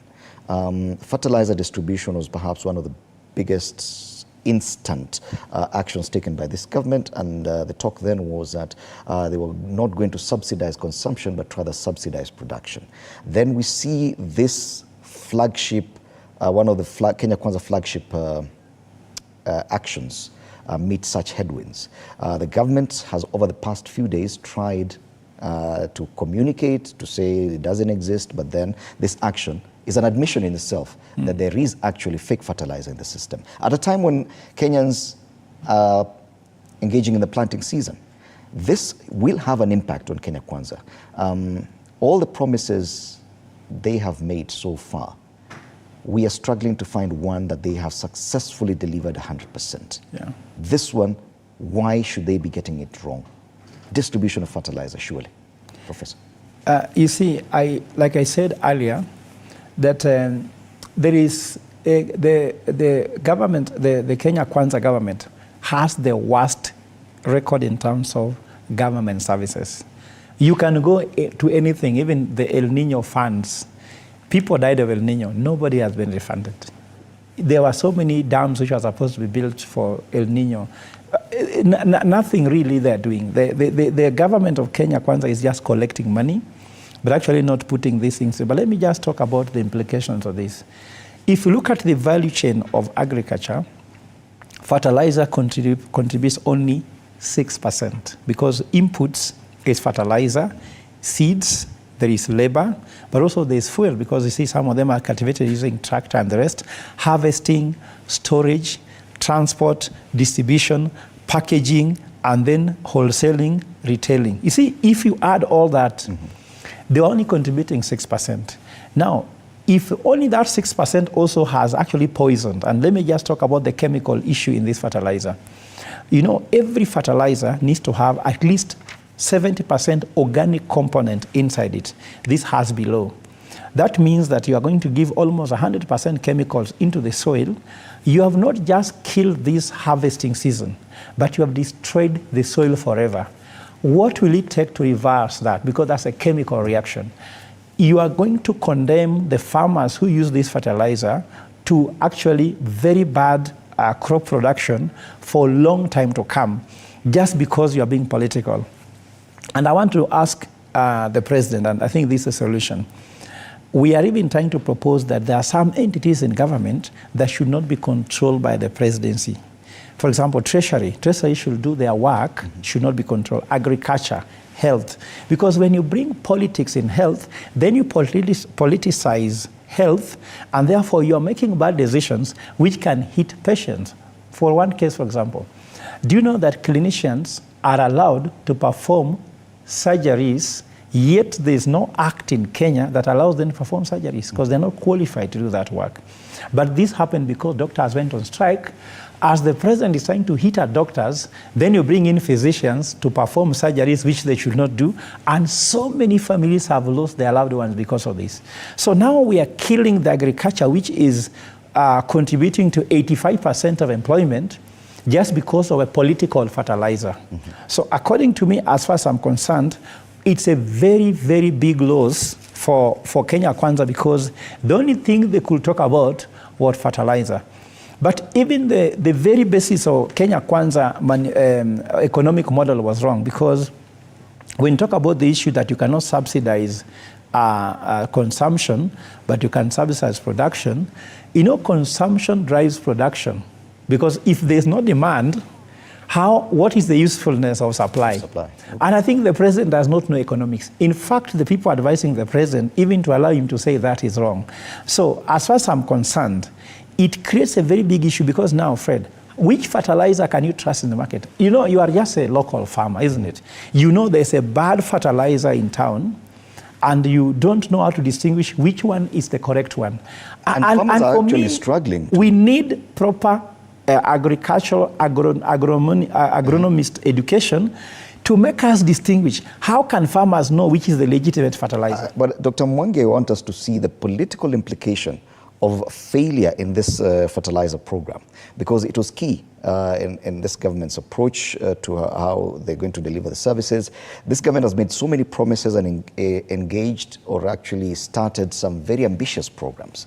The fertilizer subsidy program, the affordable housing program. We are transitioning to a new healthcare funding system. University funding model. So many things are new, but once you see one of them where the president was so vocal about failing the way it is, there'll definitely be a trust deficit. Kenyans will no longer be able to trust the other ambitious projects that this government is engaging in, while still demanding more taxes from Kenyans. That will definitely hurt Kenya Kwanza politically, don't you think? Yes, definitely. It will hurt, especially because where Kenya Kwanza got majority of their votes are the same very places where production for food takes place.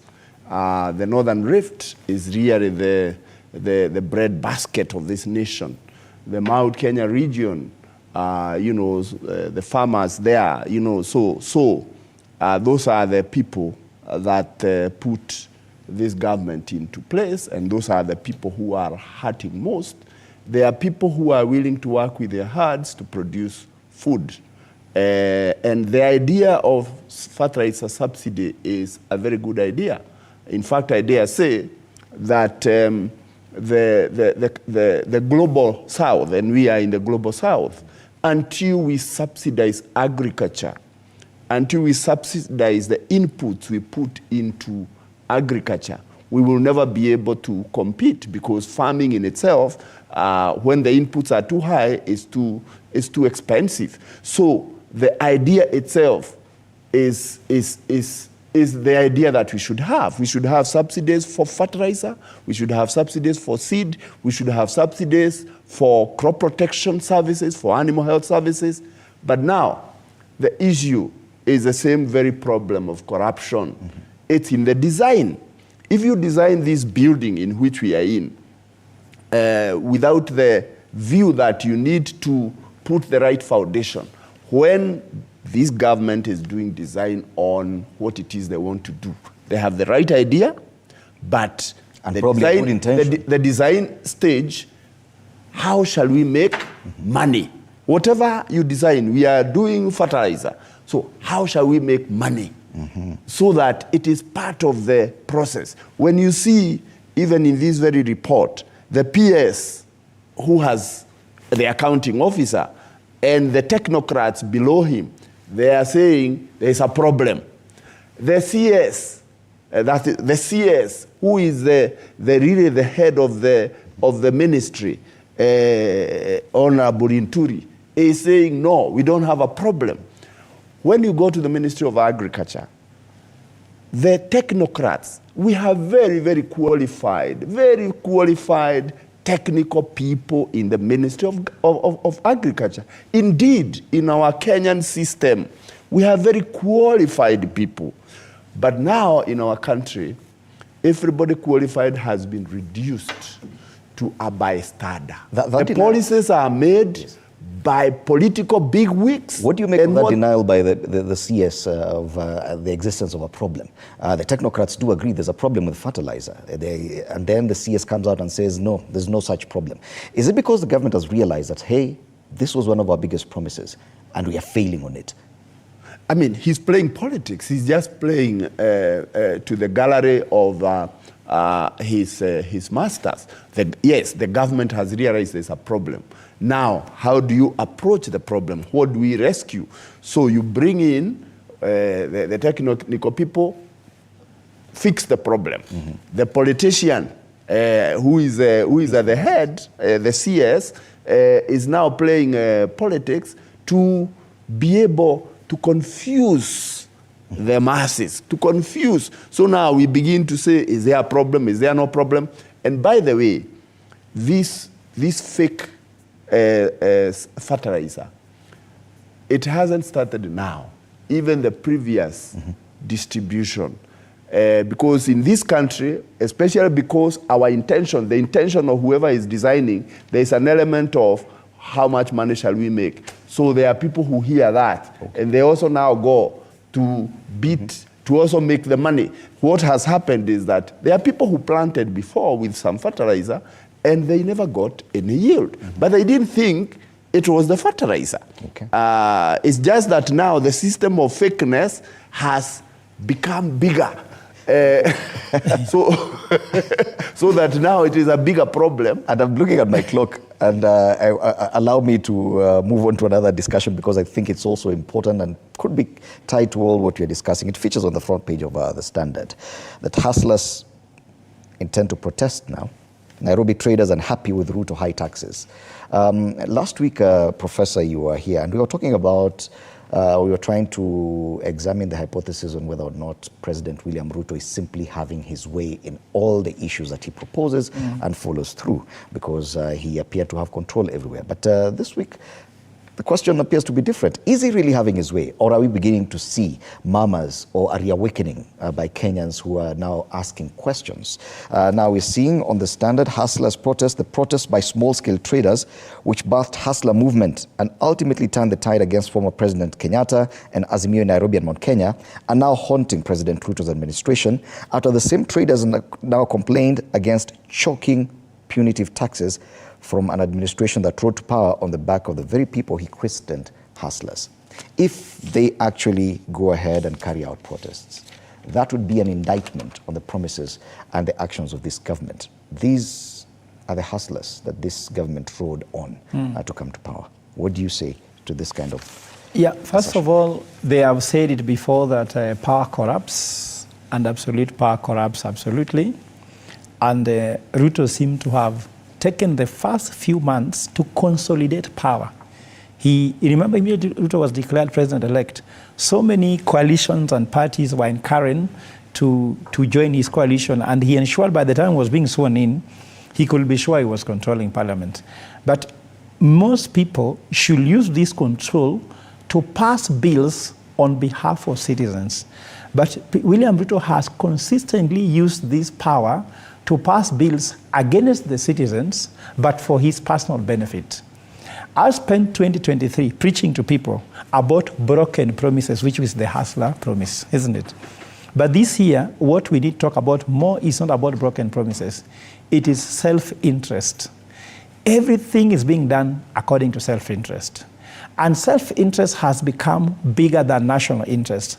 I wish that they could still listen to what Saitoti once said. There comes a time when national interest can overcome self-interest. Can you tell me any instance in William Ruto's presidency when national interest was put ahead of self-interest? I do not see any. So even here, hustlers are discovering that they are duped. I took a petition to court. It was actually read here on TV 47 that Boda were deceived. Mama Mboka was deceived. And William Ruto need to fund them 426 billion shillings for having used their brand to get to fame and power. Mm-hmm. And I think this should be compensated. This is a very clear thing. So according to me, Kenya Kwanza had their bottom-up economic agenda, but this bottom-up was not agenda for Kenyans. It was agenda for themselves. So how do you implement G2G? How do they make money? Mm-hmm. How do you implement affordable housing? How can my contractors make money and myself become richer? Housing, the issue of health insurance. Amaco, which is a company that belongs to the president, the chair is now the one chairing the digital health, isn't it? Mm. And then how do we go to Haiti? It is the president's company, insurance company, that has been paid a premium to be able to insure policemen going to Haiti. Everything, Safaricom, has been taken over. The president's personal lawyer is the chair of Safaricom. The whole board has been constituted. Now then, e-citizens, all the services passing there, convenience fee, that 50 shillings for every service that is paid goes to him. We will go number by number by telling you how much of your money, when you pay for anything, it goes to the president directly, not to any other person. And he has a dashboard for all these things. I'm thinking that we made a mistake to not look at William Ruto's history, and it was very clear from the beginning. Okay. We need to look at the history of leaders we elect. Let's not just talk about the president. But according to me, the hustlers were used to ride on, and I'm thinking that he has his way, but Kenyans might laugh in the end because people have discovered that all these things, the person who is the biggest gainer in the government of Kenya Kwanza in this current election is William Ruto. The biggest loser is the rest of Kenyans. It is about the promises made, Dr. Mwangi. Yes. The many promises, and we've talked about fertilizer. It was it was a commitment by the government that will distribute this fertilizer. Now Kenyans are asking questions about the same. Now, questions about taxation and how this presidency or this administration was going to make life easy for the traders in Nyamakema and others. Those promises were made because they were, and allow me just to read here. President Ruto and his deputy Rigathi Gachagua endeared themselves to these traders by demonizing the government for clamping down on counterfeits and introducing taxes that affected these traders. Now the shoe is on the other foot.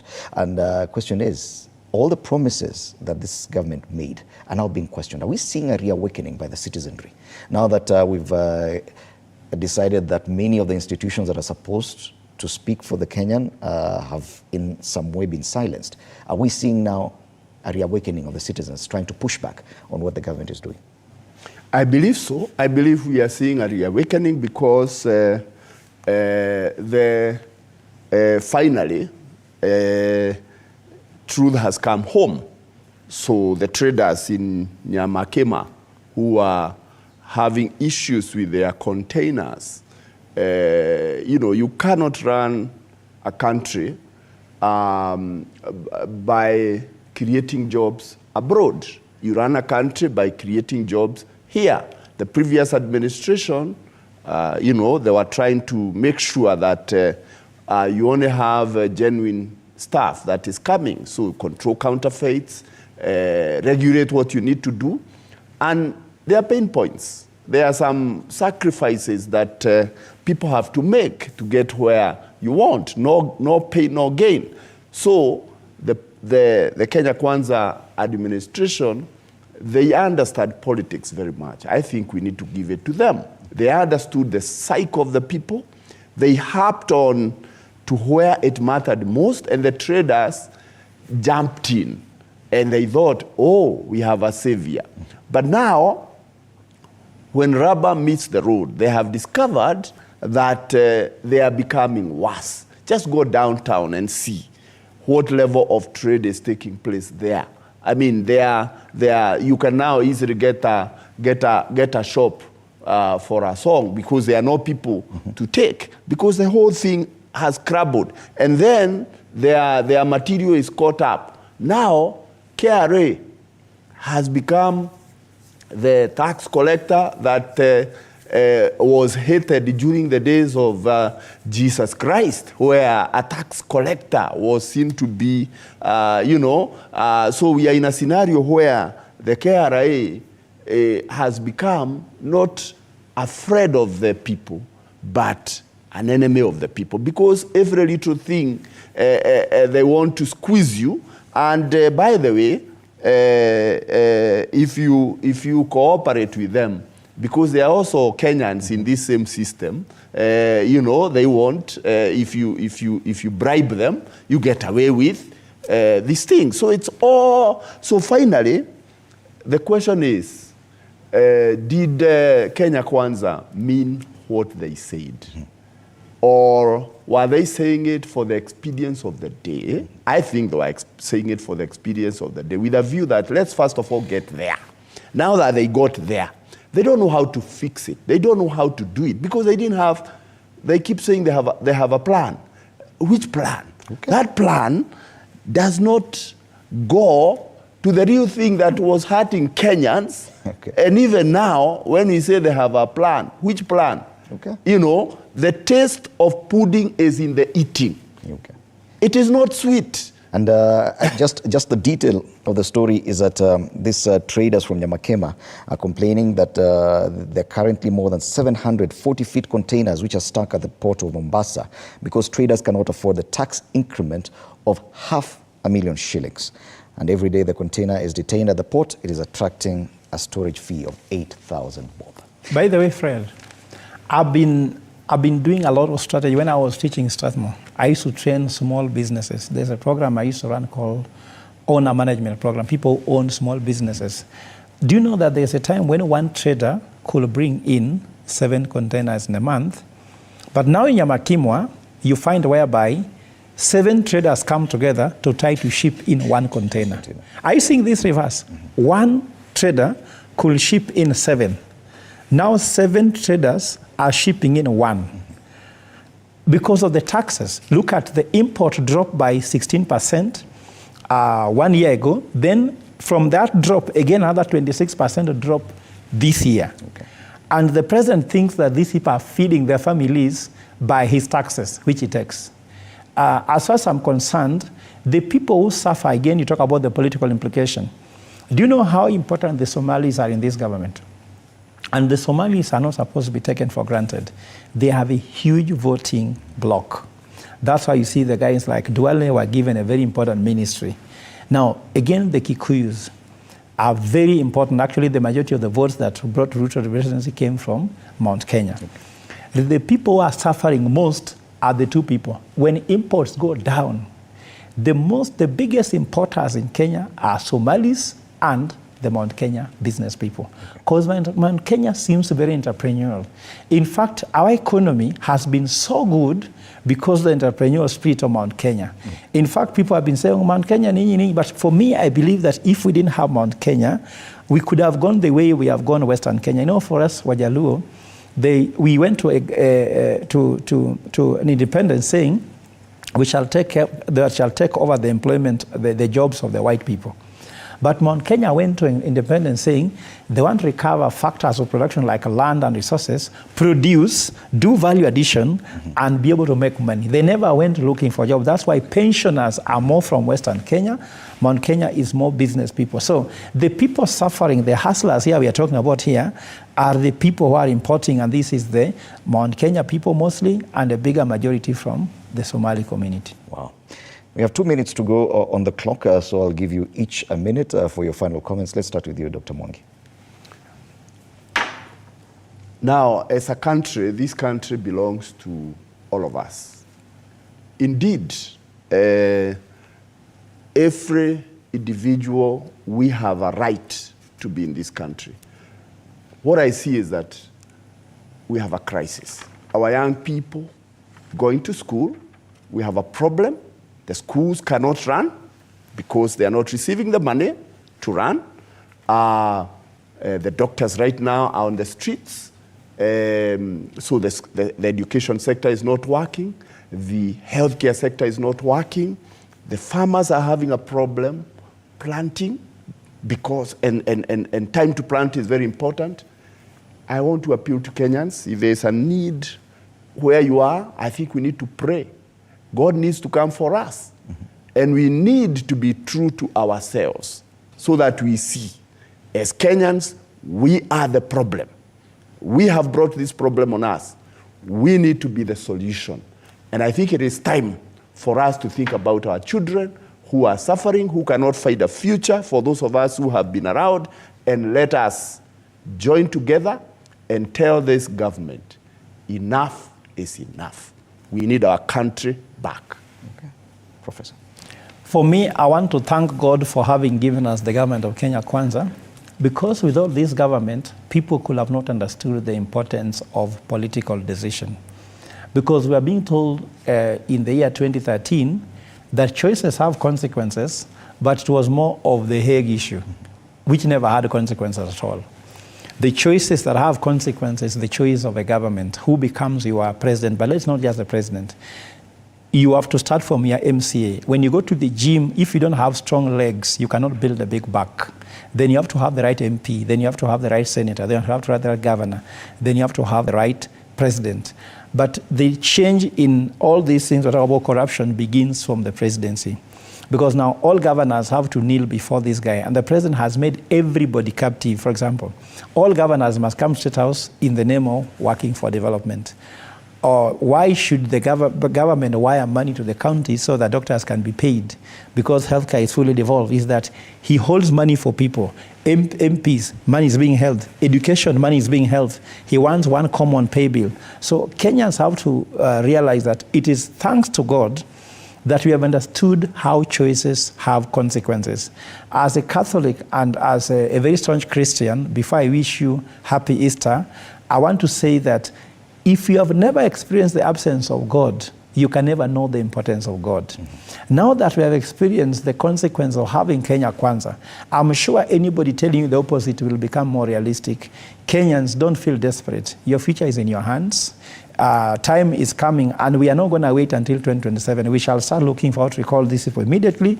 Join us, and then you can have your country back. We believe that take Kenya back to Kenyans, because for now Kenya has been captured and it's held hostage by political capitalists, and Kenya needs to benefit Kenyans, not political capitalists. It is time for Kenyans to get Kenya back. Thank you so much, Professor Fred Ogola, economic and governance expert, and Dr. Moses Mwangi, governance expert, and I take this opportunity to wish both of you a happy Easter weekend.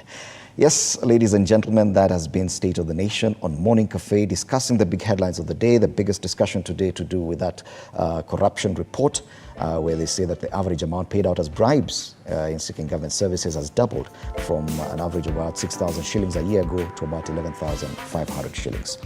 There you have it. More to come on Morning Cafe, so do stand by for that. My name is Fred Ndimuli. Have a lovely morning.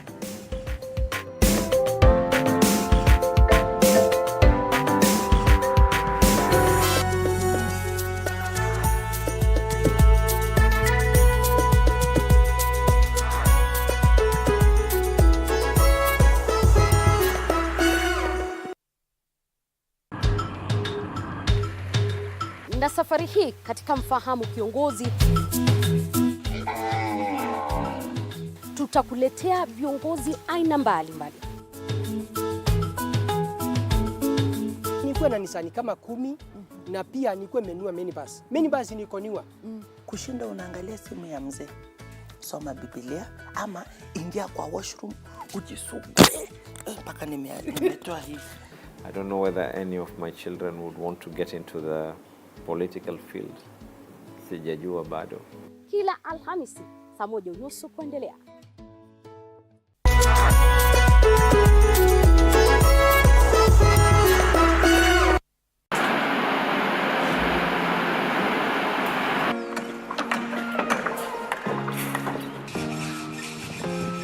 Join us on a journey through the concrete jungles and rising skylines, where every beam, every nail tells a story of progress and vision. In every aspect of life, you have to look at several dynamics. From groundbreaking. Nowadays with the tech, you can check on different websites or you check online and you can see some inspiration. So at least that one would be a direction already. I'll know like what kind of style you're going for. To finishing touches, witness the dedication of the hard-working teams who bring these ambitious dreams to reality. The Realtor, Tuesdays at 6:30 p.m.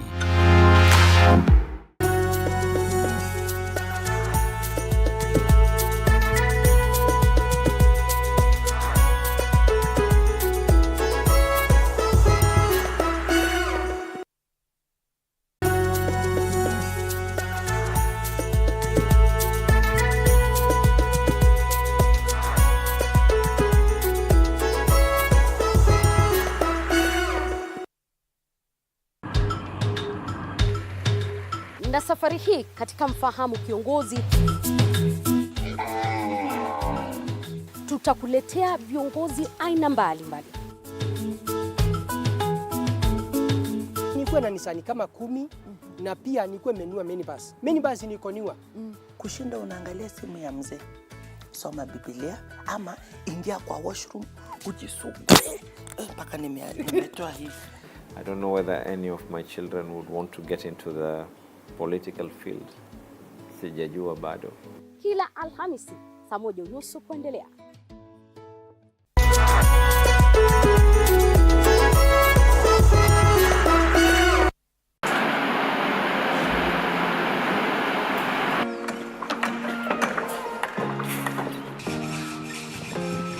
Join us on a journey through the concrete jungles and rising skylines, where every beam, every nail tells a story of progress and vision. In every aspect of life, you have to look at several dynamics. From groundbreaking. Nowadays with the tech, you can check on different websites or you check online and you can see some inspiration. So at least that one would be a direction already. I'll know like what kind of style you're going for. To finishing touches, witness the dedication of the hard-working teams who bring these ambitious dreams to reality. The Realtor, Tuesdays at 6:30 p.m.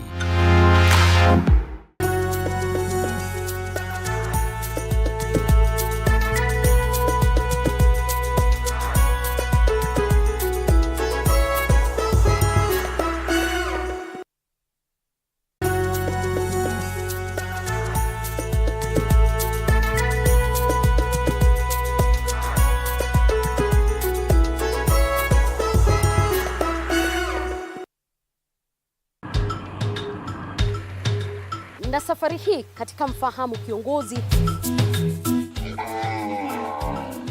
tutakuletea viongozi aina mbalimbali. Nikuwe na nisani kama 10 na pia nikuwe menua minibus. Minibus nikoniwa. Kushinda unaangalia simu ya mzee. Soma Biblia ama ingia kwa washroom ujisugue. Mpaka nimetoa hii. I don't know whether any of my children would want to get into the political field. Sijajua bado. Kila Alhamisi saa 1:30 kuendelea.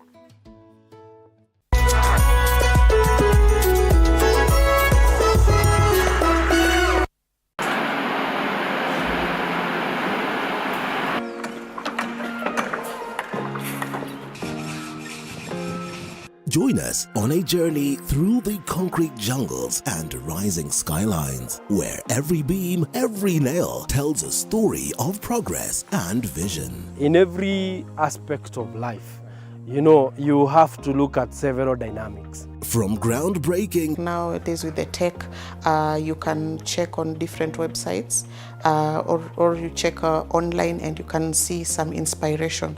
So at least that one would be a direction already. I'll know like what kind of style you're going for. To finishing touches, witness the dedication of the hard-working teams who bring these ambitious dreams to reality. The Realtor, Tuesdays at 6:30 p.m.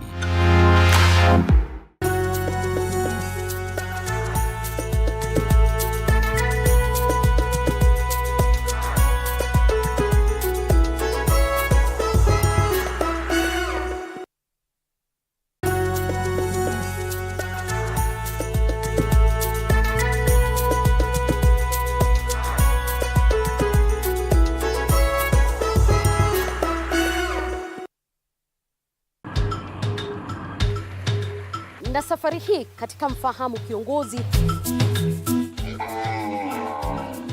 tutakuletea viongozi aina mbalimbali. Nikuwe na nisani kama 10 na pia nikuwe menua minibus. Minibus niko niwa. Kushinda unaangalia simu ya mzee. Soma Biblia ama ingia kwa washroom ujisugue. Mpaka nimetoa hivi. I don't know whether any of my children would want to get into the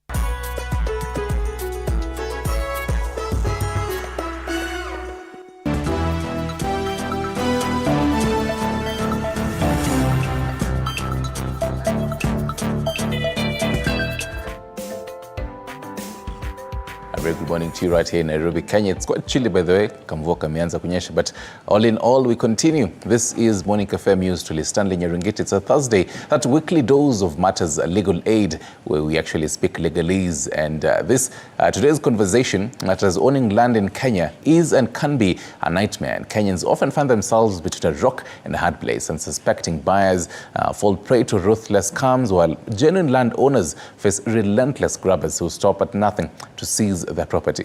So what exactly do you need to know about buying simply? This is giving you some simple nuggets for you to become the newest landowner this year. So lawyer Peter Simba, as well as Home Point Investment CEO, as well as Vice Chair of RESA, will be telling us all about that. Karibu sana, you can always be part of this conversation and tell us, what do you think is the first thing to do, or rather you need to do when buying land, or rather even before buying land? What do you think is the first thing that should be done before buying land? Call in live in case you have questions, feedback. When you call in live, tell us your name, where you're calling us from, paza sauti, speak as audibly as possible, talk or rather mute UTV and tell us. And ask us any question or feedback that you have. So anza kutafuta credit as early as now. 22047 is our SMS number. At TV47KE on Facebook, as well as TV47 News on X, Nyerungita _ I'll definitely start with letting them introduce themselves further, apart from what I've introduced them as. I'll start with Wakili, Peter Simba. Quite an interesting name, by the way, if you ask me. Who's Simba? Thank you so much, Nyerungita. Simba is an advocate of the High Court of Kenya, specifically Peter Simba Wasaga, practicing in the firm of Peter Wasaga and Company Advocates. It's a law firm comprised of youthful and energetic advocates who deal with various transactions, including conveyancing, succession law, employment, litigation. And I'm so excited to be here to enlighten Kenyans on what they need to do in acquiring property and what they need to do to protect their properties. That is all about me. Our firm is based at Arlingam Plaza, 3rd floor, room D7. How long have you been a lawyer? This is my third year. Third year, okay. This is my third year as an advocate of the High Court of Kenya. Yes, I'm almost hitting my 4th year. All right. Yes. Looking sharp, I must say. Thank you so much. Double breast and everything. To you, Thuku. Who is Thuku? Thank you very much. My name is Dominic Buku. I'm a real estate player. I'm the CEO and also the managing director of Home Point Investments Limited. We are real estate companies dealing with properties in terms of sales and also management. We are based in Rita town. And at the same time, I am the vice chairman in charge of an association called Association of Real Estate Stakeholders, that is abbreviated RESA, that brings together a conglomerate of almost all the real estate companies in Kenya. And then we are still growing. That has brought together like-minded individuals and companies that have been dealing with genuine real estate and properties. We know over time, I think the rallying cry everywhere is the issue of fraud in real estate. But of course, one or two people cannot quantify or the one who qualitatively state what we do in this industry. So we decided to come together. We have an association that talk about bringing confidence back in real estate. And I think that's why we are here today. Right, fantastic. So now, gentlemen, when this year started, there's someone who said the 2024 goal is to buy land. Mahali along Thika Road, akapitia kaona, kuna shamba mzuri hapa sana, and I really need to buy. And I came to learn that land in, as my Kikuyu brothers and sisters say, is maguta maguta. And they say, I really need to buy land. But they're still wondering, how do I buy this land? I'm seeing it looks fantastic and everything.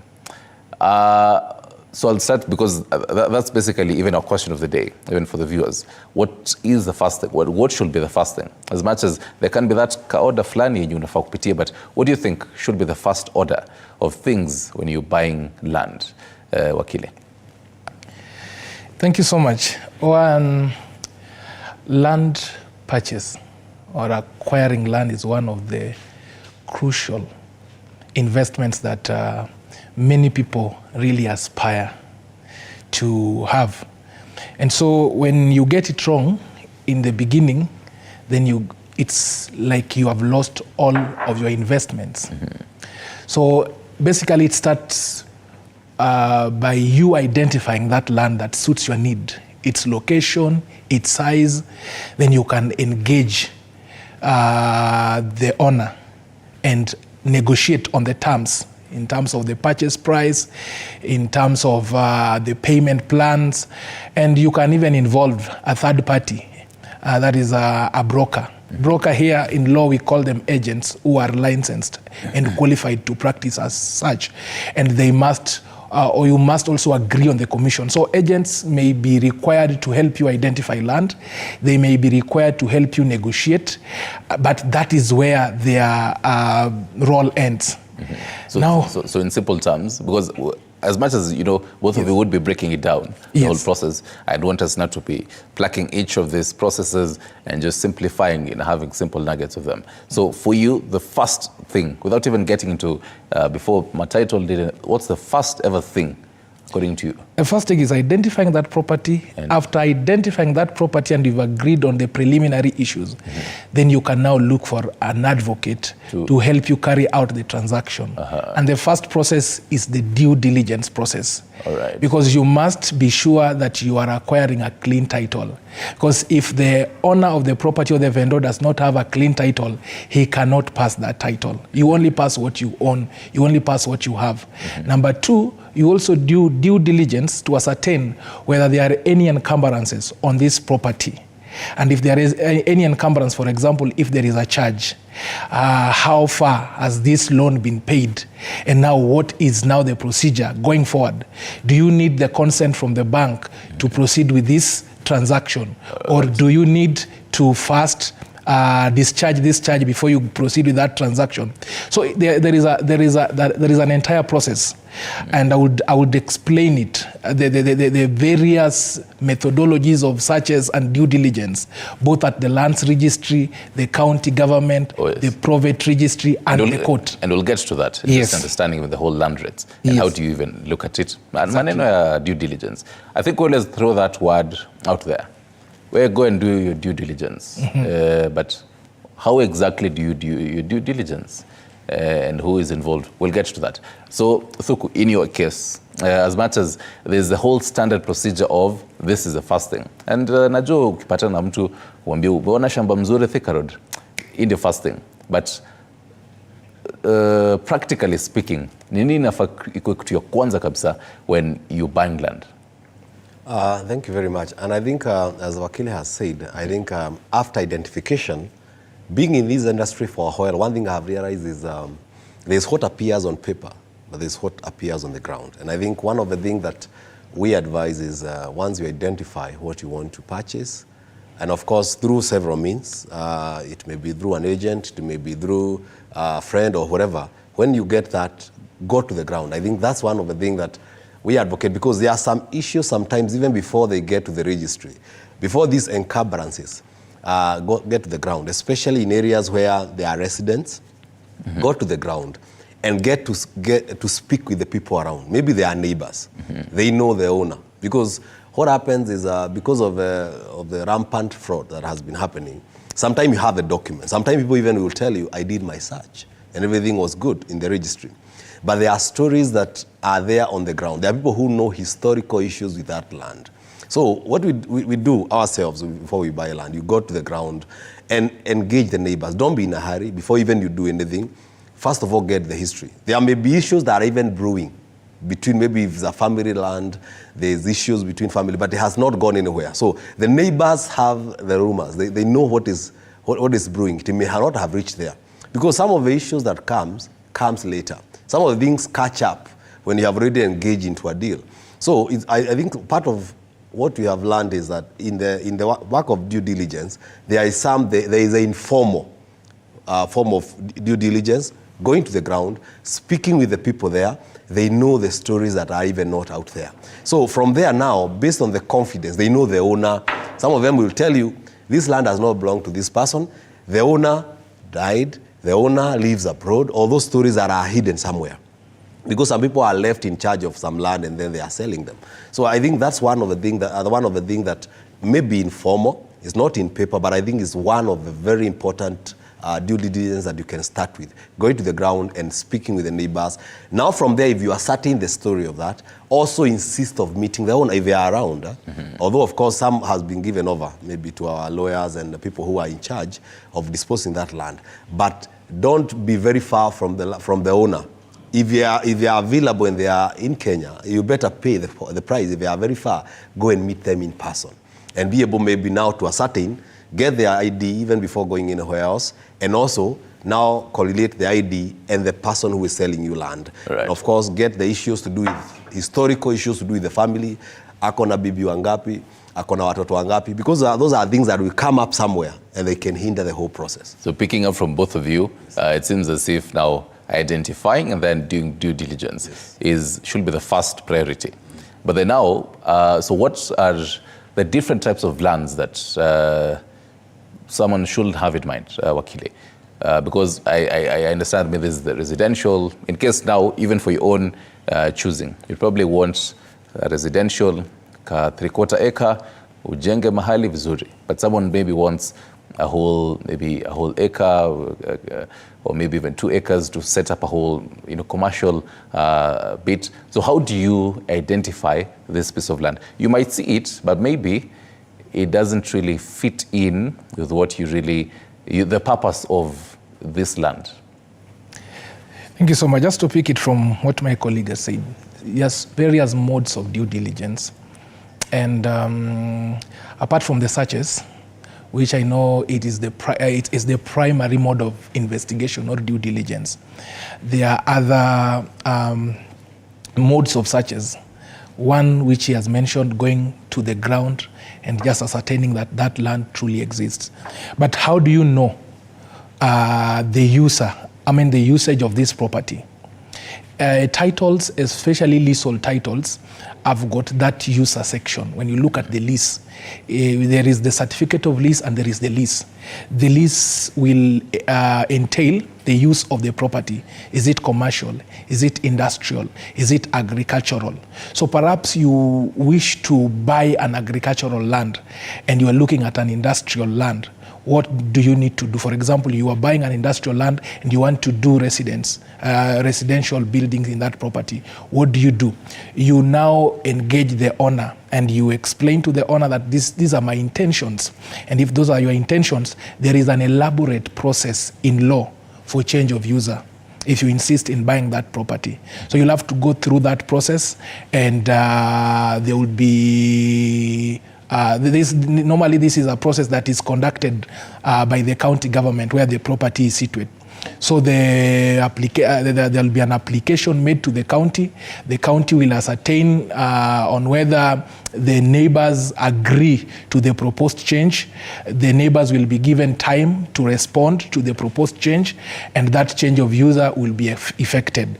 So it's very important to look at the user of the property or the use of the property as indicated in the title or as indicated in the lease. The other thing that I also wanted to mention. So for example, you'd find, and I think I just have to use Thika Road again, because now using this hypothetical of this person who had the goal of buying land. So amepitia mahali Thika Road and seeing a very nice piece of land. It's probably an acre. Alafu iko kwa barabara tu hapo. So what should this person, what type of a land is this, Thuko? Is this because, you can tell us, are there types of lands that you can't have a residential there, or maybe a commercial? You probably wanted to start maybe a factory of, manufacturing some things, but then just around it, there are residential apartments and everything. So what should you have in mind? What are the ABCs of when you're buying this land? This is what you need to know. All right. When it comes to utilization of land, there is the zoning laws. The physical department, the physical planning department of any county government has been able to zone areas. Zoning means this area has been set apart for this purpose, the utilization of this land. Right. And as my colleague was saying, there is the land that is set apart for residential, that you cannot do commercial. There are parts that have been zoned for commercial purposes, others for industrial, others are agricultural. So these use, because they are set there, then when you're buying land, I think you should have that prior information. Also, one thing that, as we are talking about due diligence, you also need to buy the map. Because sometimes there are land that you find is a land somewhere, but maybe there was a road cutting across. You buy a map? Yes, you need to go to the surveys of Kenya, buy the RIM. Yeah, that is the big map that you can be able to see the plot, the sizes, and the way, the dimension of that land, and also the shape. Because this is what you tell you, this land goes all the way here. Maybe there is a road that had not been captured on the ground, but is there on the map. Some people end up buying land because I remember a case of someone who bought land, and later when Kenya was coming to demarcate their roads, half of his land was gone because it cut across.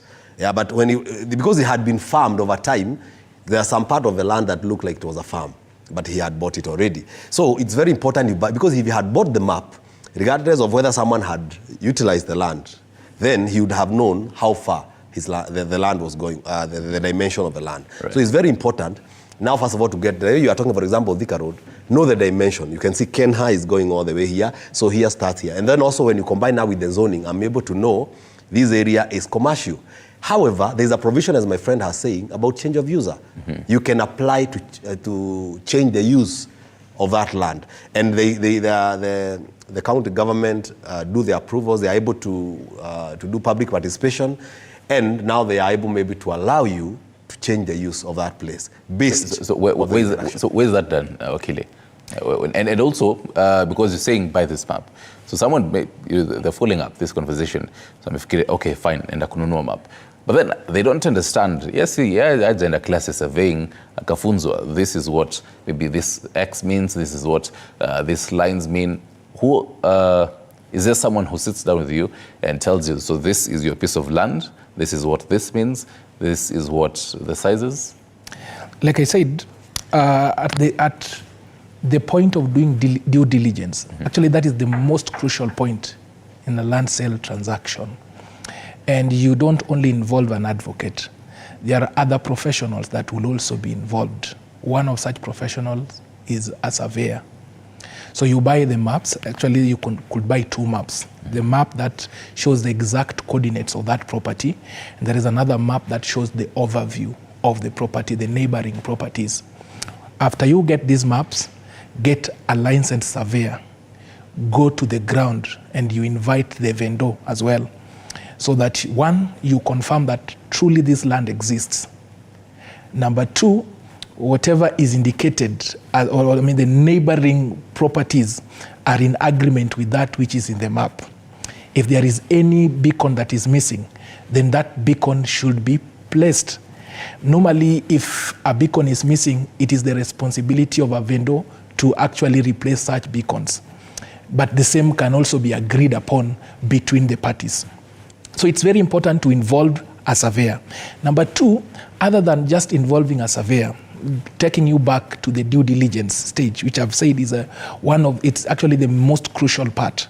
Because with a good due diligence procedure or process, you can claim bona fide purchaser for value without notice, should it turn out that the whole transaction was a fraud, which you did not take part and which you did not actually know. There are landmark cases. But you see, you can only claim that if you did your due diligence and you did it thoroughly, so that you knew that you are getting a legitimate and accurate title. So the other thing that you need to do is to do a search on the register. A search on the register is also known as the search on the green card. Mm-hmm. The green card shows the history of the property from the time it was allocated, how it has moved to its current situation, to current status right now. So this is where you go to the land registry website and search, or? You could go to Ardhi Sasa if it's Nairobi, but mostly you write a letter to the registry to be supplied with the green card. Okay. So it's basically, in fact, after conducting the normal search, for me in my farm, I normally do the green card search and buy the maps. So that, 1, I know that as per the official search, I know the owners of the property. Right. Is it a company? If it's a company, I need to go a step further to do a search on the existence of this company. Who are the directors of this company? Okay. Are there any debentures registered against this company? Right. I acquire their CR12.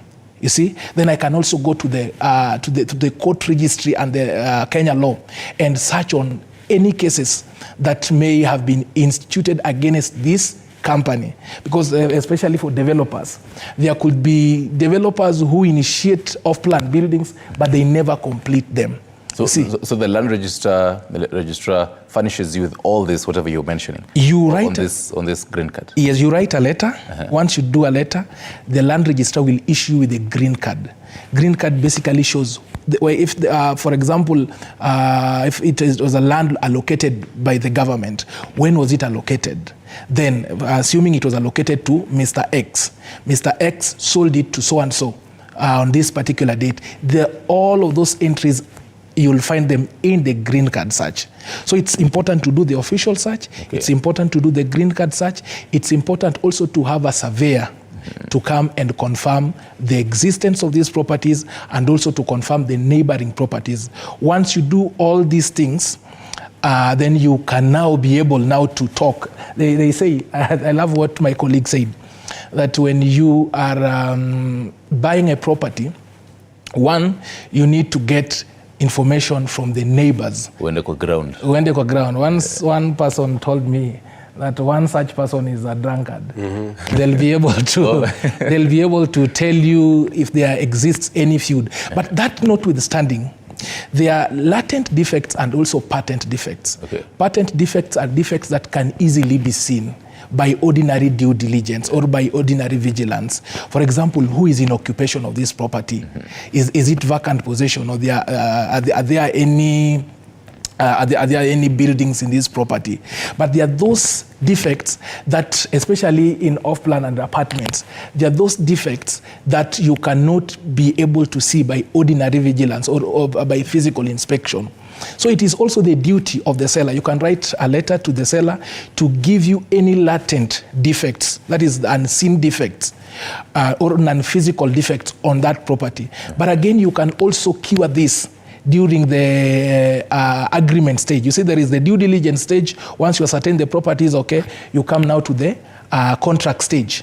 And in the contract stage, you can include all these things in the warranties. All right. So that the seller gives you a warranty that this property is not within a buffer zone, there is no suit on this property, and this property, there are so many things. So then you come to the last thing, well, that I normally do, I normally engage the vendors. When I act for the purchaser, I would always want the vendors to sign an affidavit of title, an affidavit of clean title, to ascertain that they have, other than now just doing the searches, I would also want the vendor to confirm that they have a clean title by appending, their signatures on an affidavit of clean title. So that means I have to be there, if I'm buying this land, I have to be there physically every single time, Toko. No, because someone's watching us, and I think now I'll have to change this hypothetical. So this is Stanley, and somewhere in South Africa, or maybe let's even in Kenya, whichever. And I saw on my socials, kaingia Facebook, kaona Home Point, wanakwambia, so there's this plot of land, and right now there's so many organizations and people buying and also, or rather actually even selling land and telling you, so there are this large pieces of land, you can buy them. But someone, because of maybe the state, whatever business they do, they can't really come to this piece of land that they want to buy physically. So what now happens in this? Because, as you're saying, and as actually both of you are saying, lazima ukuje kwa ground, uulize even the drunkard, by the way, na hapa kuna kuwa gaje. But you can't actually come to this. So that's the first one. The other one, you can actually come to this ground. But then you're coming to a ground where the next neighbor lives so many miles away from that place, so it's just, you're just seeing bushes and thickets and all that. There's no nearby neighbor to do. So does this now make the due diligence even harder? Yeah, thank you. I think I'll start with the first question because by practice, because we have been practicing this for a while. Yeah. You realize some people are far, of course. One of the biggest source of diaspora remittance is when people are buying properties through their families and friends and through our learned friends here. So it's not a must that you be there, but one, the person who is acting on your behalf must have the power of, I don't know which word you use. Power of attorney. Power of attorney, to be able to act on your behalf. And it starts from a place of trust. And that's why most people use their family members or someone they fully trust. And this person, when they're acting fully on behalf of the person they are dealing on behalf of. And what they usually do, because we deal with them, they will send them the same process you do yourself. They will go to the ground, they will do all the whole process, but you're supposed to be in touch. However, when it comes to now the process of documentation, because nowadays there are many ways in which documents can be sent to someone, they can sign and be able to send back. So there is a process in which you'll be involved, especially in appending and authorizing, and if, for example, you're the one who is paying all those things, there is a correspondence that can be established between the person who is far. But when it comes to due diligence, someone does it on your behalf. But there must be a level of trust to this person acting on your interest. Because someone will come here and they go somewhere and they are told, wefanya hivi, akituma zile nitakupea zako. So it has happened, even in family members. So that means a lawyer, for example, kama Simba hapa, hawezi kuwa the sole person acting on behalf of someone who is in diaspora. No, he can't. That's what I'm saying. It also depends on the level of trust and how do you know each other. Yeah, because I cannot just call Mr. Simba here, I don't know, from South Africa. There's this land that someone is selling for me. You do it. There must be a level of confidence that this person is acting on my interest. And therefore, the lawyer will be involved, but there is a certain connection between the buyer and the person they are dealing with, who now deal with the lawyer on their behalf. However, I'm saying the issue of signing documents and things like that, you need to append maybe signatures. There is the issue of consent, because that one, someone need to go for land control board to obtain a consent for transfer, for example. All right. At the end of the day, there is what we call the special bond, although I don't know whether they are in law, but they are now being considered, put in law. But through the now special consent, you can be able to get a consent even if you don't go to the normal board. But these people are able to act on your behalf. That's the first part. So someone can act on your behalf even if you're not there. But they must do the due diligence the way you would have done it. The other question I think you had asked was about... I'm coming to this plot of land, yes, and it's all the way in Kiserian, for example. Yeah. Wherever I want to buy this 1 acre of land, the next neighbor anaishi kutoka hapa hadi sijui wapi hadi town ama wapi. Yes. You know, it's quite far. You know, that's the whole gist of it. There's no, because I mean, you're really saying the due diligence, and even ask the neighbors around there, and you know, people who frequent around this area. But then you'd find, so this piece of land, they're not, the population around there is very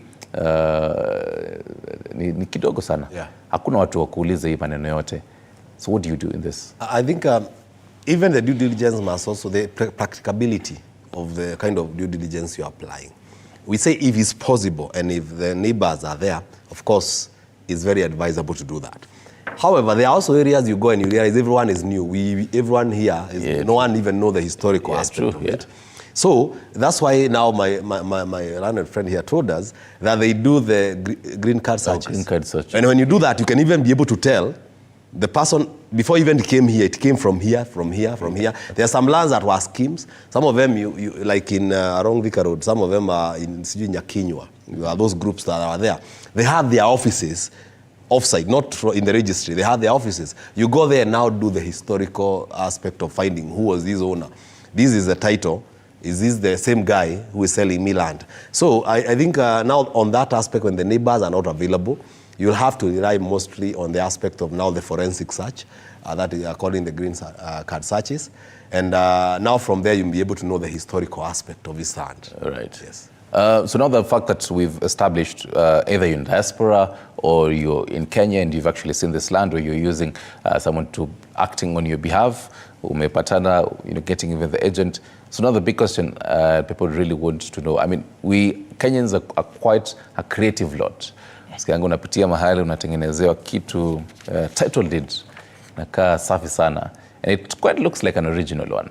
Wakili, how do you, when you're holding an original title deed, how do you know this is actually an original title deed? Give us a visual aid of what a title deed should have, and what, when you, the first thing that ukiangalia title deed hivi, this is a fake title deed. And also, how many, let's say, types of title deeds are there?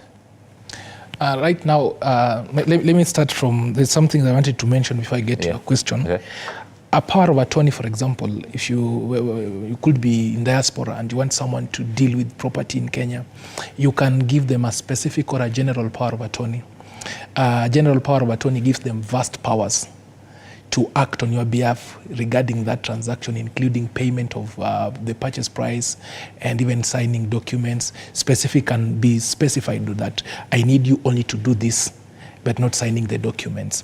So if you have a power of attorney and it is registered, you can even actually sign on behalf of of a party in a land sale transaction. Remember, any contract in disposition of land has to have 3 things as per the Law of Contract Act and the Land Act. It must be in writing, it must be executed by the parties, and number 3, they have to be witnesses. A witness can be your friend, your neighbor, or even an advocate who can attest that document. Let's now get to the question you have posed right now. What happens when I hold a title? First, you know, with your due diligence, you'll be able to know who is the owner of this property. Okay. And of course, you can also look at the ID. Because there are many times that the problem is with the ID.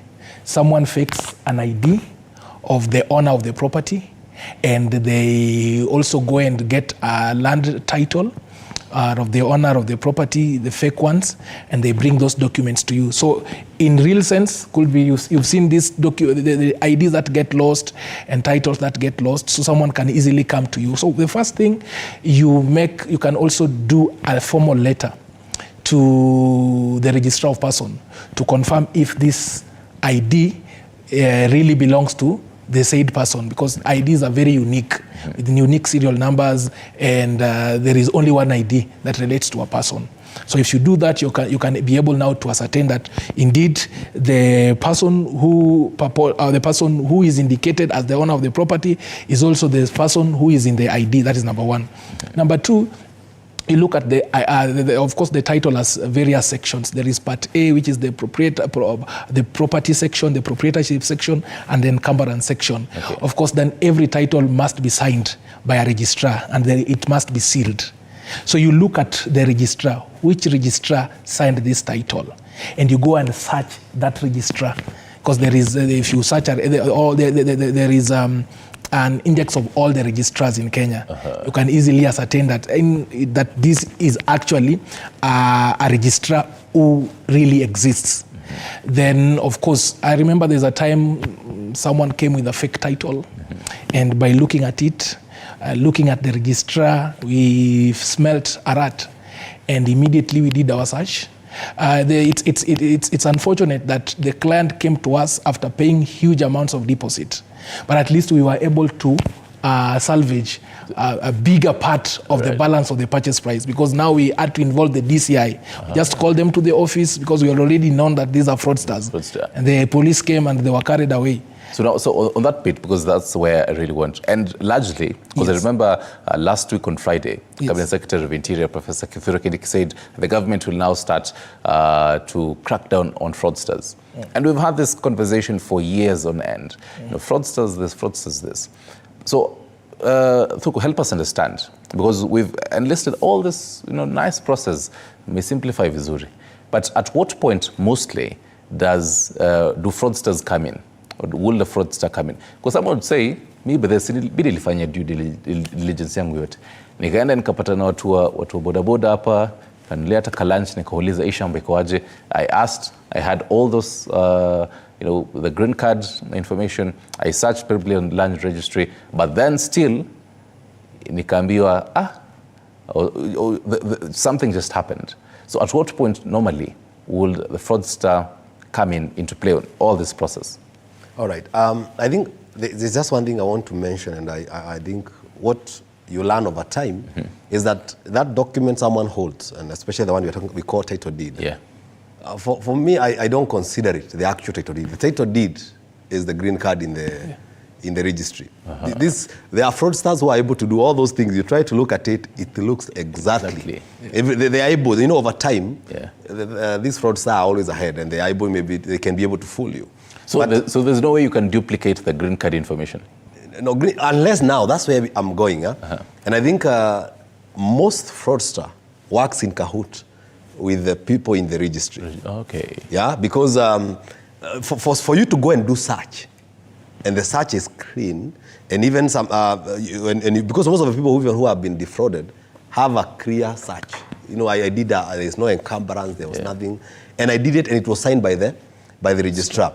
What has been happening historically has been issues to do with, one, people who know the history of that land. For example, I may have a neighbor who I know lives in the States, and therefore he's not around, and I know he'll take some time.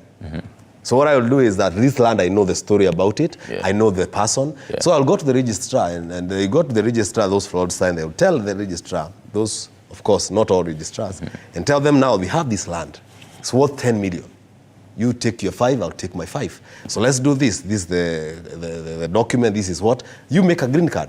The seller is coming. And what they used to do, because there are sometimes we encounter such kind of a story, or someone will go, the registrar will remove the original green card, insert another one. It is written. So when you go to do the search, that moment it will be very clear. So it is a very clean green card. Then once you leave after the search, it is removed and the other one is returned. Wow. Yeah, when the original one is returned, even if you go back there to say, after you have been defrauded, I did search here. When they go to look at the green cards, they will be telling you faked. That search is not ours. Look, come, you can see, this is the original green card. However, so for you to be able to do that, it must be done at that high level. There must be collision between the fraudsters and of course people in the registry for you to have done all the due diligence, and then only for it to end up being a fraud case. So it has to involve those people at that level. And I think we thank the government because there is the Adi Sasa, that is, and I think it's taking a long time to be effected everywhere. But I think it's something that can solve some of those issues. Why do you think it's taking a long time? No idea. No idea. You know, sometimes things of government. I think, I don't understand why it has taken that long. Is it probably the fact that people onboarding into digitization and people not really understanding this? No, you see, that one is not, you know, it's not being done by common, it's not us out here. There are people in the registry who are supposed to take this document and put them in a digital space. Okay. But I think there is also some people out there who may feel they are not done with the deals they are doing, and this system is up.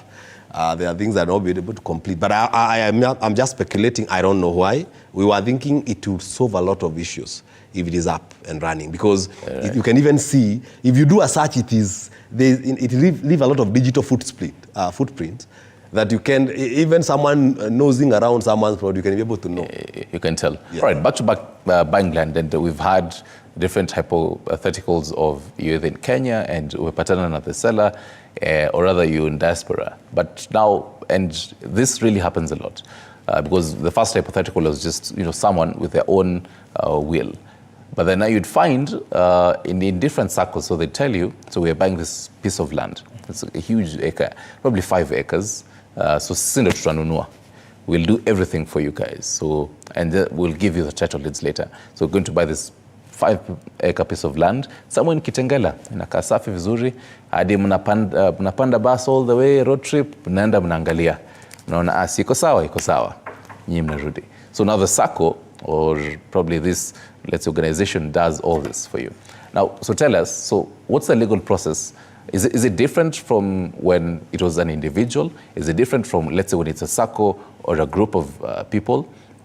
And how then does it work? Because at the end of the day, so this, let's say there were like 10 people. At the end of the day, kama ni 5, wote walikuwa nataka wagawe, it was subdivided, let's say an acre each. How does that work? Before I answer that question, there's just one point I wanted to just bring home. That when, for example, on the due diligence, when you conduct a search and it turns out that there was a collusion in the registry, and it's a document that emanated from the registry, you can be indemnified because it is their document bearing the stamp, the government stamp, so that you can be indemnified on that. That's where the bona fide purchaser for value comes in. In simple layman's term, indemnified is... can be compensated. Or compensated. Okay. You can sue the registrar. Okay. Yes, because if it's a document and they stamped, provided it's stamped and it's emanated from them, then you can sue them. That aspect now comes with the bona fide purchaser for value, which I think we'll explain at the end of the show. But now we are now dealing with a very critical issue where individuals come together to acquire property. One, you need to understand there are 2 ways through which a property can be co-owned. A property can be co-owned as joint tenants. You can co-own it as joint tenants. When you buy it as joint tenants, it simply means that your interests or your shares in that title are not specified. And should one of you die, the others will take over your share in that property, and it will not even go to your beneficiaries. So you have to understand, are we acquiring this property jointly? Number 2, you can acquire it as tenants in common. When you acquire it as tenants in common, it simply means that your shares are defined. So out of the 5 acres, all of you would be in the title as proprietors, and your shares will be well indicated, so that should one of the co-tenants die, then that property, that bit of the property or that share of property will pass through their beneficiaries by way of succession. So you need to get legal advice on that aspect. Number 2, you also need to understand when you are buying it, for example, as a society, as a company, or as a welfare, is this welfare duly registered? Does it have a constitution? If it has a constitution, how is property acquired pursuant to the constitution. Mostly it's by way of trustees who own this property on behalf of the welfare, the foundation, or even society, foundation, or any other organization other than a company. So it must also be stipulated in the constitution of the welfare. It must also be indicated in a memorandum of understanding. Perhaps we decide, the three of us, we want to buy a property, and after buying that property, we shall divide it. We could also have a memorandum of understanding between us that it could not be the land purchase agreement from an individual. It could just be the two of you or the three of you agreeing that after buying this property, this is how we shall proceed to divide it. You'll take this portion, and you'll foot this percentage of the purchase price. So those are things that you must agree prior to acquiring land jointly or as tenants. Let me take you back to the bit of you saying that. So, for example, there's 5 individuals are in a circle, and they're going to buy land, a 5-acre piece of land, somewhere in Kitengela. And because you've told us, so one of them passes away. So is it the 4 who now decide how we're going to subdivide this 1 acre yenye aliacha? How does that work? And then, because this one person would want the family, obviously, to inherit this one piece of land. And whatever, so this person decided to do with this land, kama ni agriculture, familia yake iendelee na hii maneno yote. So how can this person involve the family? Because you're telling us. So it goes now to the co-owners and the co-tenants. So how does the family get involved as well to also own this? How can this person involve the family? So that's why it's important to get legal advice when you are acquiring property as co-tenants. Or one, you have to ascertain on which on which aspect you'll be owning that land. Is it as joint tenants or tenants in common? And I would advise you, if you are not dealing with your relative or your spouse, in that case, go for tenants in common. Because tenants in common, it will ascertain the shares of each individual. So that when you die, or if you die, God forbid, then that share, that part of your property will be subjected to succession. But if it is joint tenancy, that property will automatically go to the rest of the surviving tenants by a doctrine known as jus accrescendi or survivorship. So normally we advise that mode of ownership, joint tenancy, it should be among spouses. Because you see, spouses, you have the same beneficiaries. So that when I die, it will go to my wife. Or when my wife dies, it will come to me. And still it will devolve to my beneficiaries. Right. But if you decide to own it as joint tenancy in a group of people that you do not really relate to, then that is how you lose your interest when you die. Number 2, you can as well choose to subdivide it before you die. You can choose that this is what we want to do. We now want to subdivide so that each one of us has his own title. And in that case as well, you also involve an advocate and a surveyor, and you do your subdivision, and titles will be processed now that every individual will have their own titles. Right. Yes. Gentlemen, I'm seeing we have quite some few minutes before we wrap it up. And when we started just taking a look at what should be the first thing someone should be thinking about. And I love the fact that both of you talked about the due diligence as well as identifying this piece of land, the whole purpose of it. So you've gone through this whole process. So what should be now the final steps? You've identified everything is good. Umepata title deed. The green card is okay. Thuku, so what should be the last things to do? The final steps of actually doing when you're now buying this land? All right. I think the almost final steps to go through is one, through that's the work that my iron friend here does, work of conveyance. Now you sit down, you do an agreement, you put in a deposit. And this deposit also shows it is in effect for a period of time, maybe 90 days. I paid this, we are starting this process now. We are of engaging and buying this land. After putting in the deposit, it dictates the balance, how long it will take before you finish it. And in this time, this is the time now you need to obtain what we call the consent from the Land Control Board of the district, through the district this headquarters. Just a minute before you go to the whole control board, yes. Because you talk about the whole deposits, and I think this was something that I should really have asked both of you earlier. Now the pricing. So who dictates the pricing, by the way? Is it because you told us now there's also the agent who helps both of you, the buyer as well as the seller, or is it the seller ukikuja unakuambia hii maguta iko hapa Thika Road iko karibu na barabara, so leta $2 million. How does all that sale agreement happen? No, there are several factors that influences the price, but I think at the end of the day there is the valuer. There is another player that we not mentioned. Okay. His name is the valuer. He's one that usually set and of course dictates the value of a place. However, there is also the seller who sometimes maybe there is a medical issue, there is an emergency, and sometimes the prices based on the circumstances that are dictating the sales, then you can be able to negotiate. But the baseline is set by the valuer, and also the prevailing condition in a certain place. There are areas that you find maybe based on the demand that is on the ground there and what is being done there.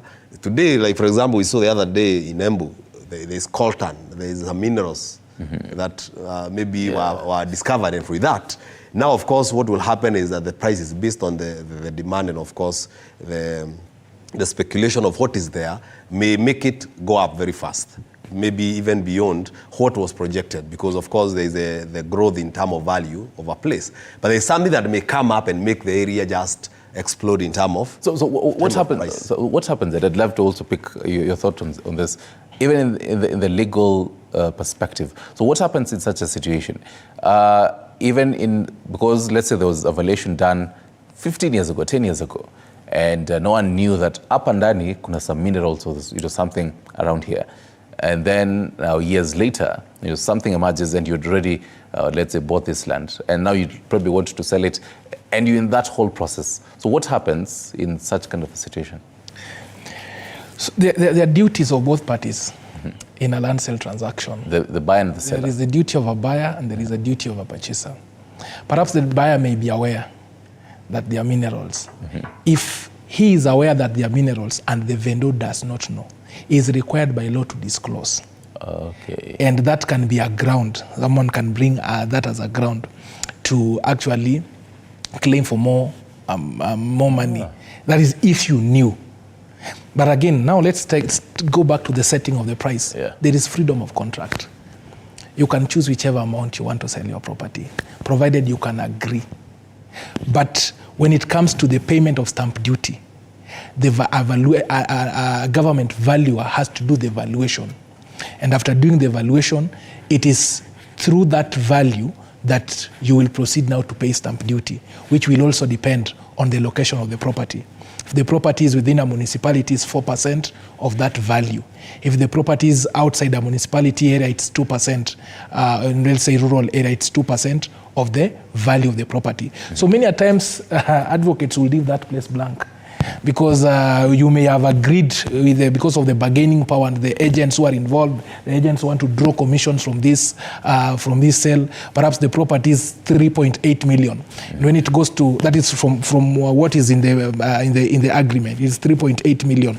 But when it comes to the actual value, it's like 2.5 million.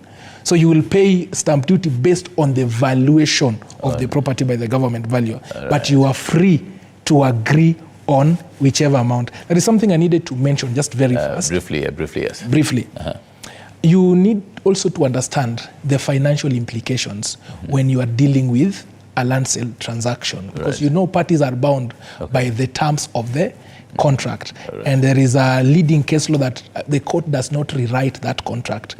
The court only enforces the wishes of the parties.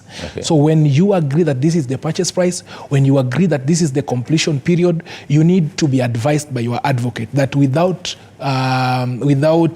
doing it within that stipulated time, then that would amount to a breach of a fundamental term of the contract, which can be enforced against you. But there is always a remedy. Maybe because of one reason or the other, you may fail to complete as per the law or as per the contract. You can always write to the other party for extension of that completion period. Right. And even as you also give us your final thoughts, Thuku, so what really happens in the control board, the land control board? It matters now clearance as we finalize this conversation. Yeah, I think the land control board at the district level just comprises of the administration, government administration, the person from the land registry, and of course locals, maybe elders and chiefs and people like that. They are the people who know the historical aspect of this land. They know this is the owner who is selling. We know their children. So it's just to ascertain that this transaction is above board and is legal to proceed with this and this. And there have been an agreement even at the family level and stuff like that. So their work is just to ascertain that, and then they physically see these people, for example. They see this is the vendor, this is the buyer. But the weight is on the seller, because he's the one that you want to ascertain that what is being done is above board. Naturally, finalize before I ask. Yes, now after they have established that, it's minuted. Then from there, you are given what we call the consent. And this consent is the one that now, together with the transfer documents that are processed by the lawyers and the original title, they are submitted to the registry, to the registrar. Right. And the registrar is only allowed to effect the transfer of the title if the consent is given. So there is that synergy of working between the consent, the board, and of course the registry. Naturally and briefly, how long should all this, from buying all the way to actually finalizing, naturally, how long should it take? It depends, because as I was saying, it's a willing seller, willing buyer. So there is you can agree how long you want to do that. But at the end of the day, I think the nature of the agreement, from the time you put in the deposit to the time you have agreed, you finish payment within this period of time. I think within that period, the transaction should be done. Fantastic. Yes. Wakil, your final thoughts? It's one thing to acquire land. It's another thing to protect it from fraudsters. Okay. There is the restraints in disposition of land. There is the caution, there are restrictions, and there are inhibitions. And maybe we can pick that next time. Allow me to close it at that, gentlemen. Peter Simba, lawyer, as well as Dominic Thuku, CEO of Home Point Investment, as well as Vice Chair, Real Estate Stakeholders Association. Asanteni sana. Back at home, I hope you've learned a lot. This conversation continues online. You can follow them on the socials. Peter? Peter Simba Wasaga on Facebook. And then you can also visit our website, Peter Wasaga and Company Advocates. You can also reach us through our number, which is in our website. Your socials? Home Point Kenya, and also Home Point Investments. Right. To get us, our website and also our socials.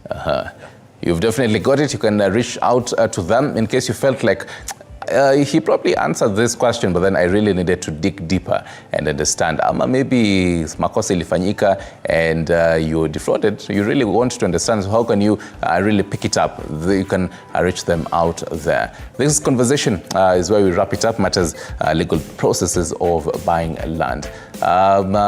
Back at home, ama pahali huko, as well as say every single Thursday.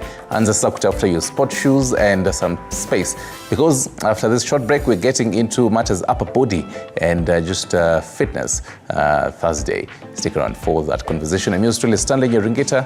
Kwa heri kwa sasa.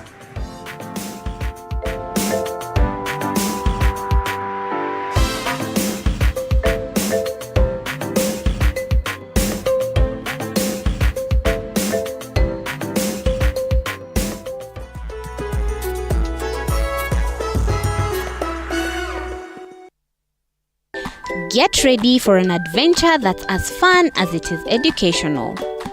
Introducing Kids on the Block, the ultimate destination for young minds.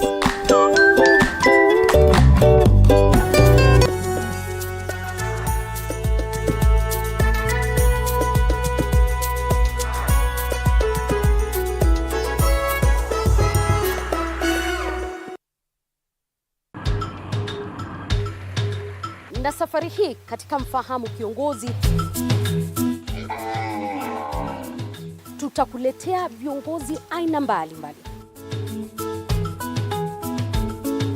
Nikuwe na Nisani kama 10 na pia nikuwe menua minibus. Minibus niko niwa. Kushinda unaangalia simu ya mzee. Soma Biblia ama ingia kwa washroom ujisugue mpaka mpaka nimetoa hivi. I don't know whether any of my children would want to get into the political field. Sijajua bado. Kila Alhamisi saa 1:30 kuendelea.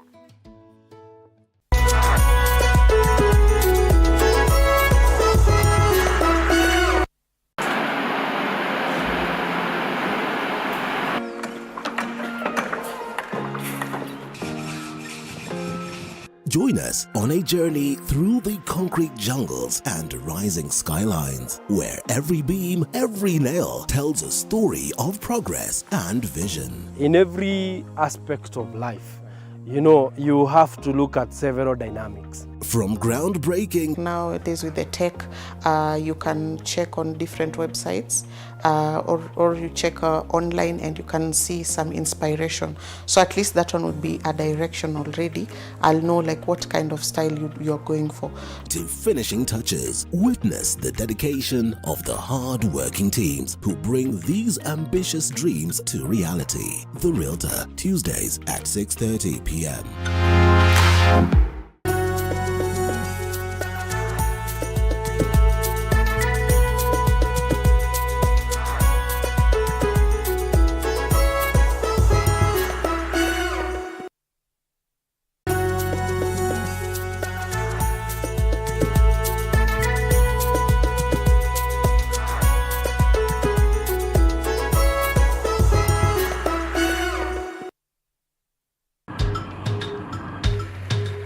Na safari hii katika Mfahamu Kiongozi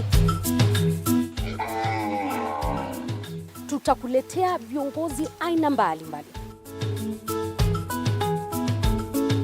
Nikuwe na Nisani kama 10 na pia nikuwe menua minibus. Minibus niko niwa. Kushinda unaangalia simu ya mzee. Soma Biblia ama ingia kwa washroom ujisugue mpaka nimetoa hivi. I don't know whether any of my children would want to get into the political field. Sijajua bado. Kila Alhamisi saa 1:30 kuendelea.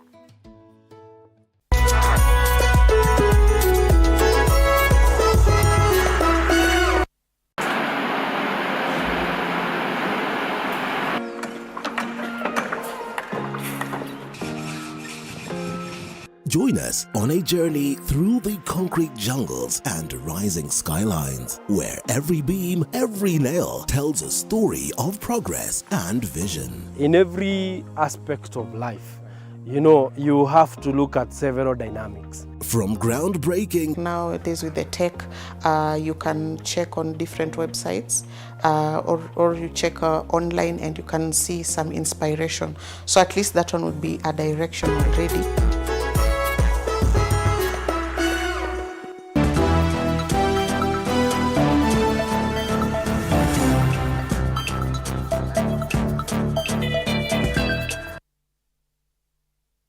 Right, karibu sana. This is Morning Cafe, your weekly dose of fitness this particular Thursday. Karibu sana Muse tulistan lenye Ringita. Leo ni ile siku tunachoma mataya. Taya tulisema tunachia magari. Na coach Max ni aje mzito? Fit sana. Naona hapa hivi physique gym umeseti vizuri. Where is physique gym located even for the viewer? Physique gym is located at Kiambu, Ruaka, at Ruaka Square. We offer good services, good training. Umekuwa ukipiga nini tizi miaka ngapi ndio ukakuwa na guns hiyo design? For now I have like 2 years of experience. 2 years? Yeah. Haya. Leo umesema tunachoma mafuta ya tumbo. Lazima sasa. Lazima ishe. Watu ende vacation at least kama flat tummy, abs. Yeah, hivyo sasa. Unaonyeshana maneno iko sawa pale. Hivyo. So hapa hivi naona tuko na a couple of things. First of all, tuambie purpose hizi vitu zote ni nini? Zenye ziko hapa. Hapa tuko na vitu 3. Tuko na mati yetu na stick unaweza tumia hata pipe nyumbani. Our small dumbbells you can take that 1 liters of water ukiwa nyumbani. 1 liter. 1 liter. 1 liter. 1 liter. 1 liter. Okay. And our dumbbell here. Yeah. Sawa. Haya. Tunaanza hivyo tuka stretching kidogo. Want you guys you lie on your mats.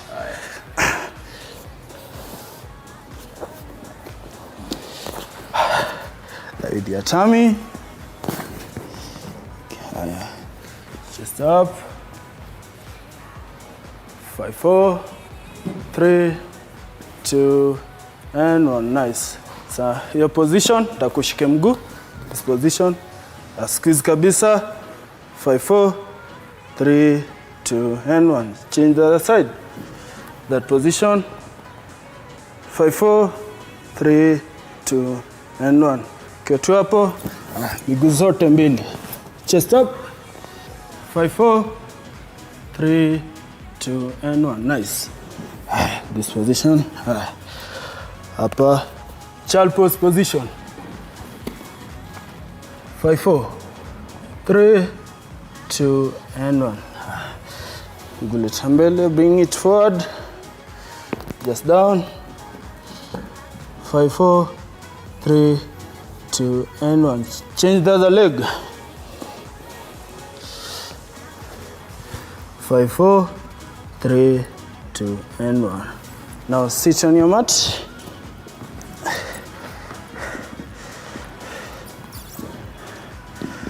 Legs wide as possible. Lean forward as much as you can.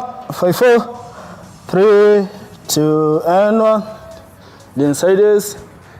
5, 4, 3, 2, and 1. Change the other side. 5, 4, 3, 2, and 1. This position, let him go up. Put your elbow. Just turn. 5, 4, 3, 2, and 1. Change the other side. 5, 4, 3, 2, and 1. Nice. Now I want you guys stand up.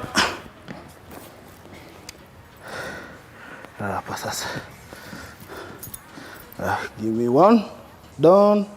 Give me 2, down. Give me 3, down. 4, down. And last one, down. This position, hapa. You just lean forward, lean kando. 5, 4, 3, 2, 1. Change the other side. 5, 4, 3, 2, and 1. Touch your knees. Shika magoti. Just rotate them. 5, 4, 3, 2, and 1. Change the other side. 5, 4, 3, 2, and 1. Up. Turn. Rotate your wrist more. 5, 4, 3, 2, and 1. Change the other hand. 5, 4, 3, 2, and 1. Nice. Now we are done with the stretching. Now we start a bit of warm up. We'll start with jumping jacks, at least 20 to 30 reps. Right? Can you go? In 3, 2, 1, and go. 1, 2, 3, 4, 5, 6, 7, 8, 9, 10. 1, 2, 3, 4, 5, 6, 7, 8, 9, 10 more. 1, 2, 3, 4, 5, 6, 7, 8, 9, and 10. Nice. This position, you just stop. 1, that position, right? In this left side, you give me 20 counts. In 3, 2, 1, and go. 1, 2, 3, 4, 5, 6, 7, 8, 9, 10. 1, 2, 3, 4, 5, 6, 7, 8, 9, and out. Nice. Change the other side. In 3, 2, 1, and go. 1, 2, 3, 4, 5, 6, 7, 8, 9, 10. 1, 2, 3, 4, 5, 6, 7, 8, 9, and 10. Next, you are going imaginary rope skipping. If kama uko nayo nyumbani, unaweza chukua utumie. This position hapa. 1 hapa. So, let's go. In 3, 2, 1, and go. 1, 2, 3, 4, 5, 6, 7, 8, 9, 10. 1, 2, 3, 4, 5, 6, 7, 8, 9, 10 more. 1, 2, 3, 4, 5, 6, 7, 8, 9, and out. Nice. You are done with a bit of warm-up. Now we start our workouts, right? I will lay the mat. Lay flat. When we go leg raises, this position. Upper, down. Upper, down, right? I want to give me 15 reps, 3 sets. In 3, 2, 1, and go. 1 down, 2, 3, 4, 5, 6, 7, 8, 9, and 10. 1, 2, 3, 4, and 5. Nice. You take a 1 minute rest.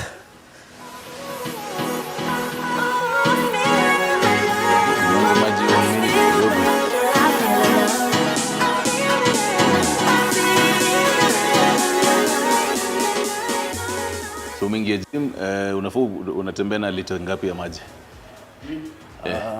Can I advise you just to take 1 to 2 liters of water because you just sip, not drinking water at the gym.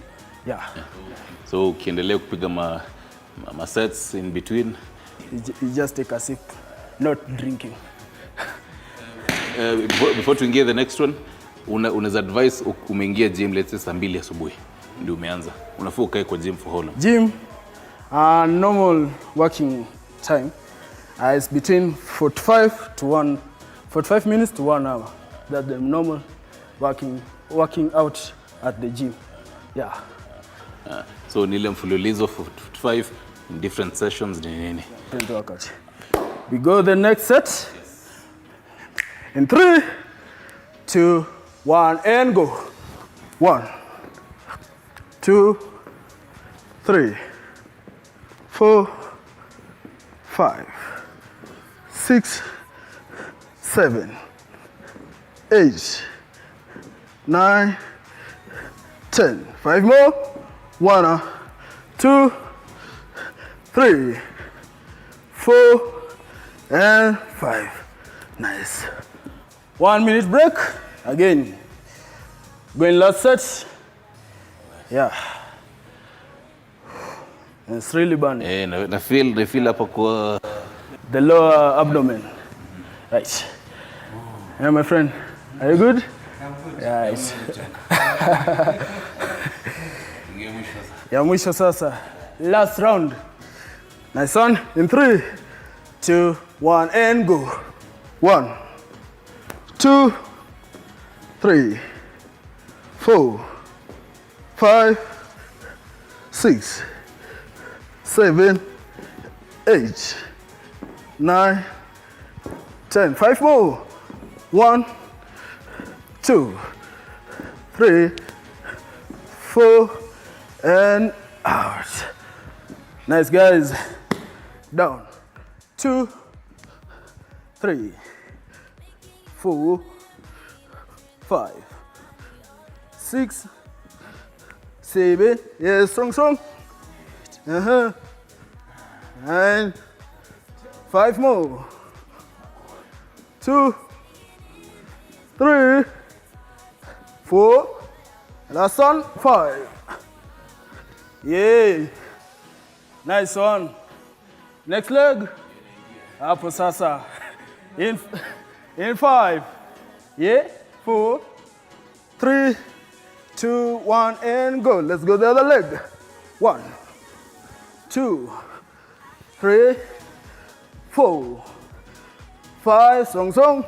6, 8, 20, 7, 8, 9, 10. 5 more. Hey, 1, 2, 3, 4, and out. My friend. Yeah.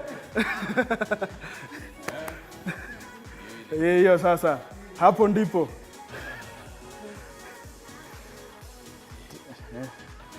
So before we continue and now to the next, tuingie ile ingine. Kuna ile ingine ilikuwa tunapiga ya miguu inaenda juu. I realize for you haufiki miguu ifiki chini. Yeah, if you want that more impact on your stomach, usifikishe mguu chini. You just do like this. Hapa. You feel it like this. Yeah, these are for, you can say for beginners. Mimi join gym mara ya kwanza. Kama sisi beginners, sisi tunaruhusiwa. Sisi tunaruhusiwa tupige. Only one time at the gym. Yes, siku zingine hapana. Siku zingine kama trainer una make sure. Unajaribu. Haya. So haya. What next? Tumemaliza hiyo, tumepiga ya stick. Haya, hiyo tumepiga set. Yeah, we have done only one set. What? That's one set. Both legs, that's one set. Oh. Yeah. Bina ndika ilikuwa set mbili. No. So kuna zingine mbili. We have other 2 sets wow. to go. Haya. Baka tu tuendelee. Ready? My friend, are you ready? Yeah? I'm seeing you struggling here. Let's go the second round. Yeah? In 5, 4, 3, 2, 1, and go. 1, nice. 2, 3, 4, 5, 6, 7, 8, 9, 10. 5 more. 1, let's go. 2, 3, 4, and 5. Hapo sasa. You're feeling it? Yes. So tumebakisha ingine moja ama ingine ngapi? We still have this leg to go. To finish the set, bwana. Oi. Hey. Aya. Let's go the last leg, bwana. Aya, in 3, 2, 1, and up. 1, 2, 3, 4, 5, 6, 7, 8, 9, 10. 5 more. 1, 2, 3, 4, and that second set, you have one more set to go. Yeah, you can take a sip of water.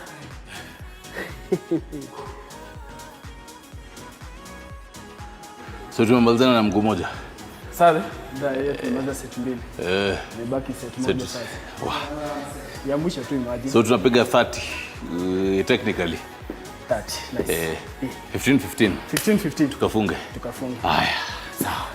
We. Wakati mtuambieni kama mko na sisi ama mlichokea katikati. Kama my team member anaona kidogo. My team member is struggling here. Kidogo atanaona miguu inaanza kusweat. Miguu inatoa. Hii ni moto. Hii ni moto. Lakini lazima vacation lazima tuende the flat tongue huko nyumbani. Sawa?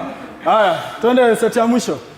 In 3, 2, 1 and up. 1, 2, 3, 4, 5, 6, 7, 8, 9, 10. 5 more.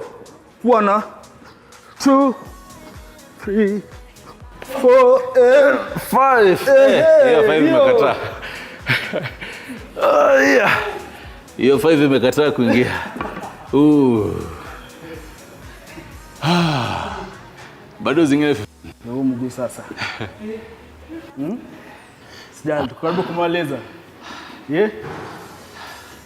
So ukipiga ndio even mtu kuhoma elewe. So unapiga ukaribishe hapo. Unapiga unaita hapa. So kichwa make sure at least kichwa hapa tu. Hivyo. Angle fulani. Angle fulani ndo at least we feel hapa. We feel. Usiamke sana. Usiamke uende sijui unaenda huko mbele fani. Tuende mguu la mwisho. In 3, 2, 1 and up. 1, 2, 3, 4, 5. 1, 2, 3, 4, 5 more. 1, 2, 3, 4, 5. Take 1 minute of break, bana. Yeah? Hiyo ni tamu.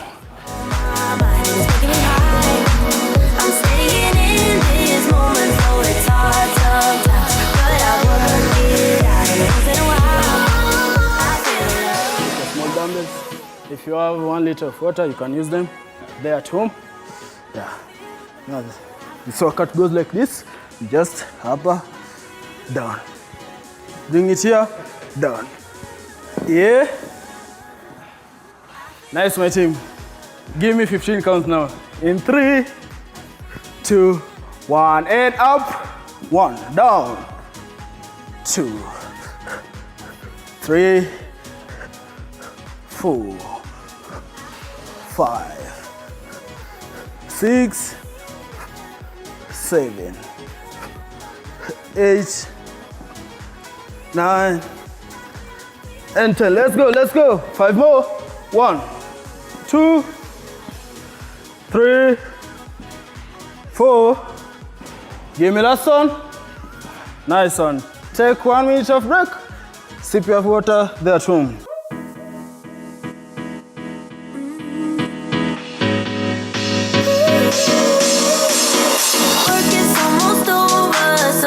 Getting closer. No time to be sober, sunshine on my shoulders. Are you ready, guys? Yeah? All right. In 5, 4, 3, 2, 1, and up. 1, 2, 3, 4, 5, 6, 7, 8, 9, and 10. 5 more. 1, 2, 3, 4, and 5. Nice.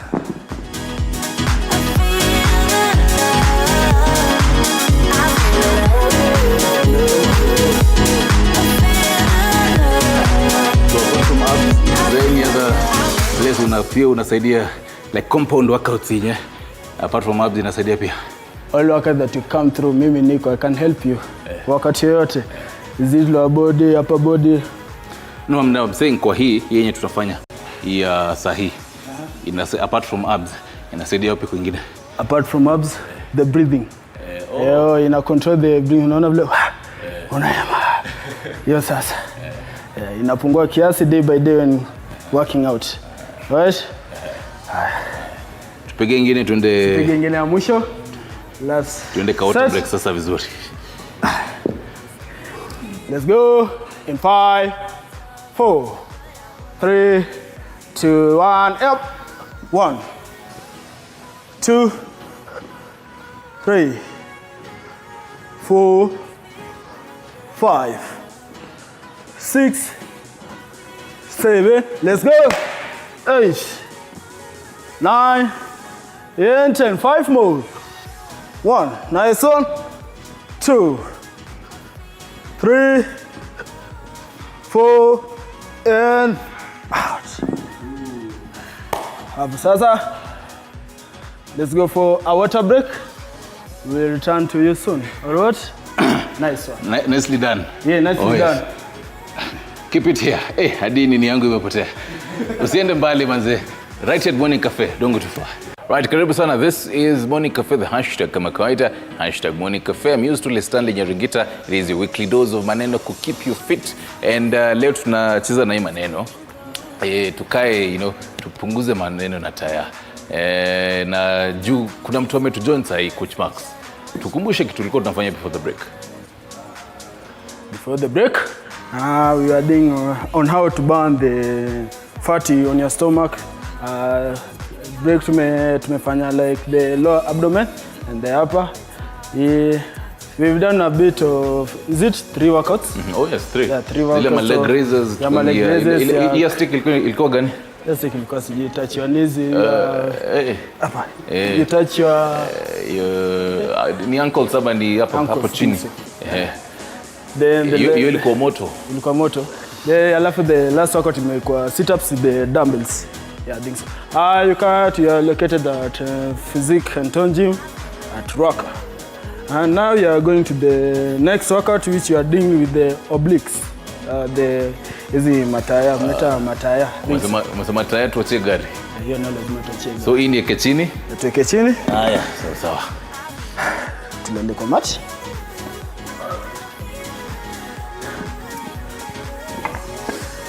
Chukua hizi dumbbells zetu ndogo. Now I want you guys put this position. You just twist when tapping up. Right?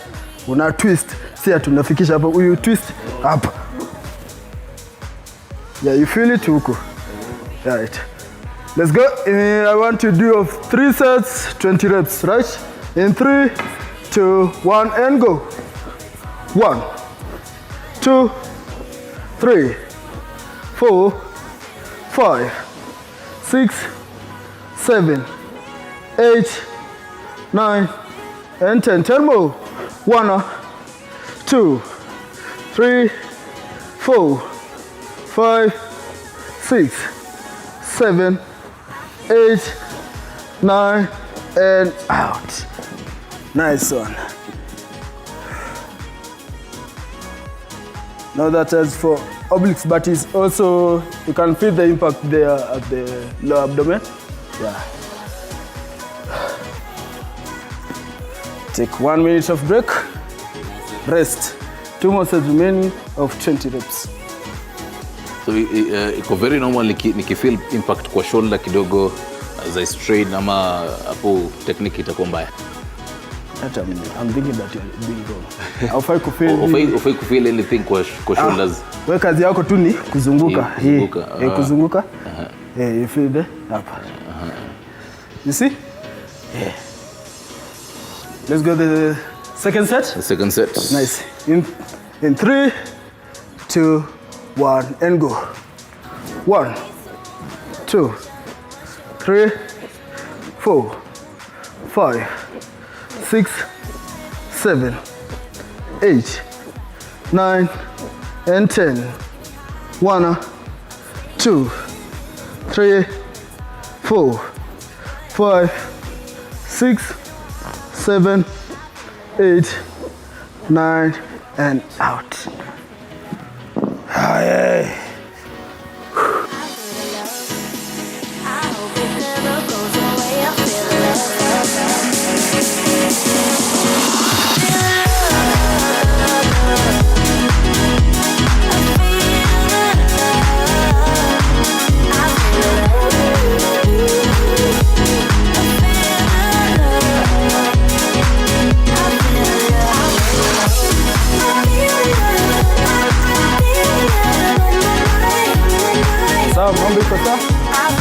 Then let's go the last round of 20 reps. Nice. In 3, 2, 1, and go.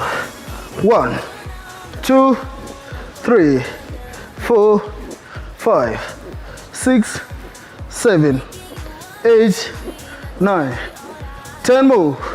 1, 2, 3, 4, 5, 6, 7, 8, 9, and out. Hapo sasa. Hiyo pia imeingia. Next up, take your dumbbell.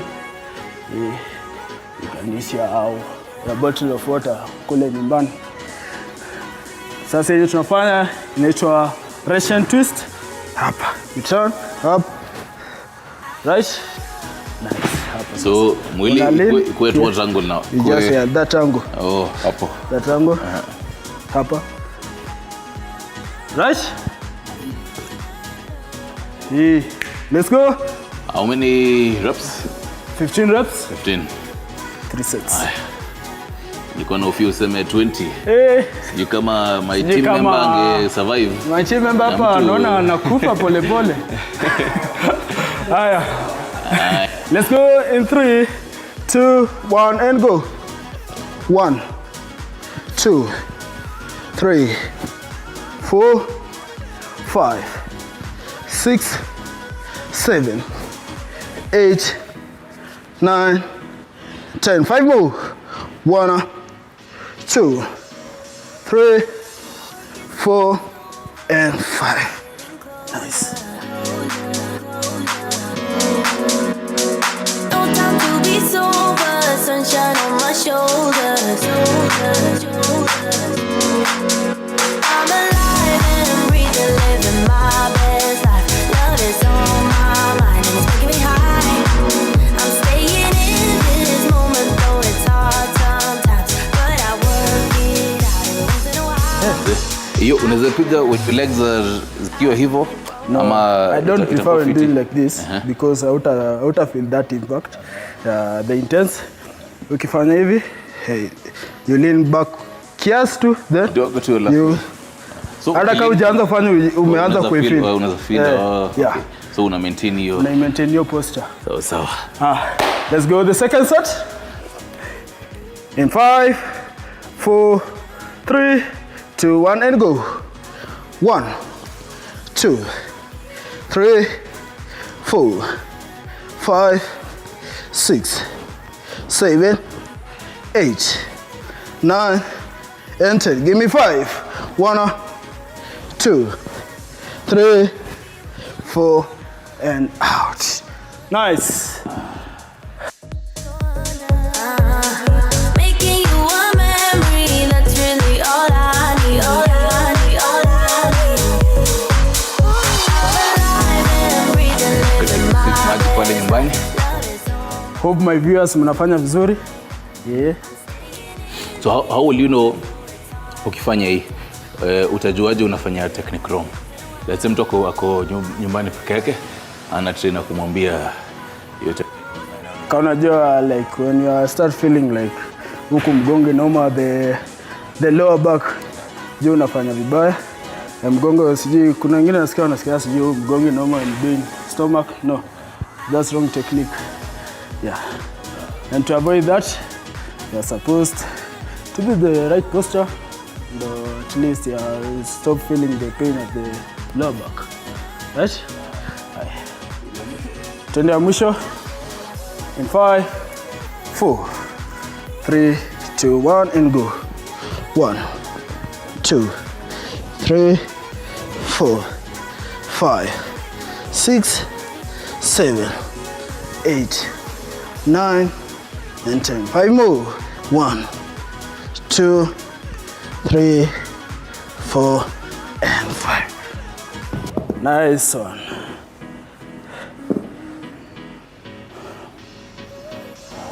Now next workout inaitwa spider kick. Spider kick. Let me demonstrate for you. In elbow plank position, hapa. You just hivyo. Yeah? This position, hapa. Hapa. Hiyo umesema ni kupunguza taya. Hiyo ni taya. Jirani. Are you ready, guys? You give me 20 reps, 3 sets. In 5, 4, 3, 2, 1, and go. Sideways. Up. 1, 2. Toa magoti chini. 4, yeah. 5, 6, 7, 8, 9, 10. Strong, let's go. 1, nice. 2, 3, 4, 5, 5 more. 1, 20, 2, 3, and nice one.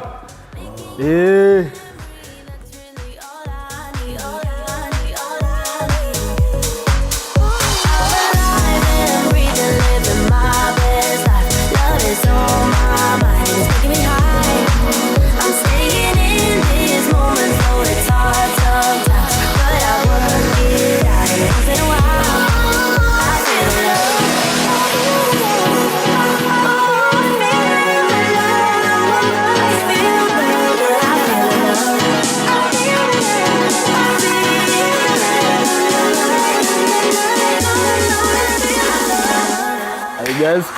Can we start? Let's go second round of 20 reps. In 5, 4, 3, 2, 1, and go. 1, 2, 3, 4, 5, 6, 7, 8, 9, 10. 10 more. 1, 2, 3, 4, yay, 5, 6, 7, yay, 8, 9, and out. Nice one. Yeah? Hiyo imekataa kuisha. Hiyo imekataa kuisha. Hiyo na hivyo ikata unafai push kabisa. Babaka Tom tusaidie kumaliza hiyo. Haya, twende kazi. In 5, 4, 3, 2, 1, and go. 1, 2, 3, 4, 5, 6, 7, 8, 9, 10 move. Hey! 1, twende. Wacheni rest kwanza. Tapiga tena mwisho. 4, 5. Haya. 6, 1, 7, 2, 8, 3, 9, 4, 5, 6. Acha tungoje our neighbor to finish the workout. 9. Song. 10. Nice one.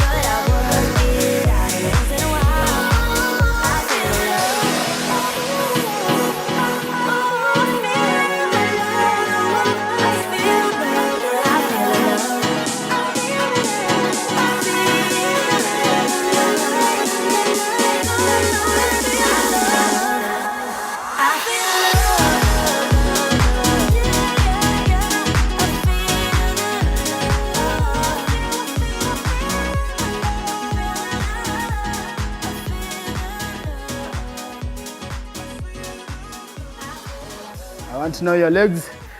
Yambuba. Hapa. Right? Songesha dumbbell yako. Kwenye mani. Haya.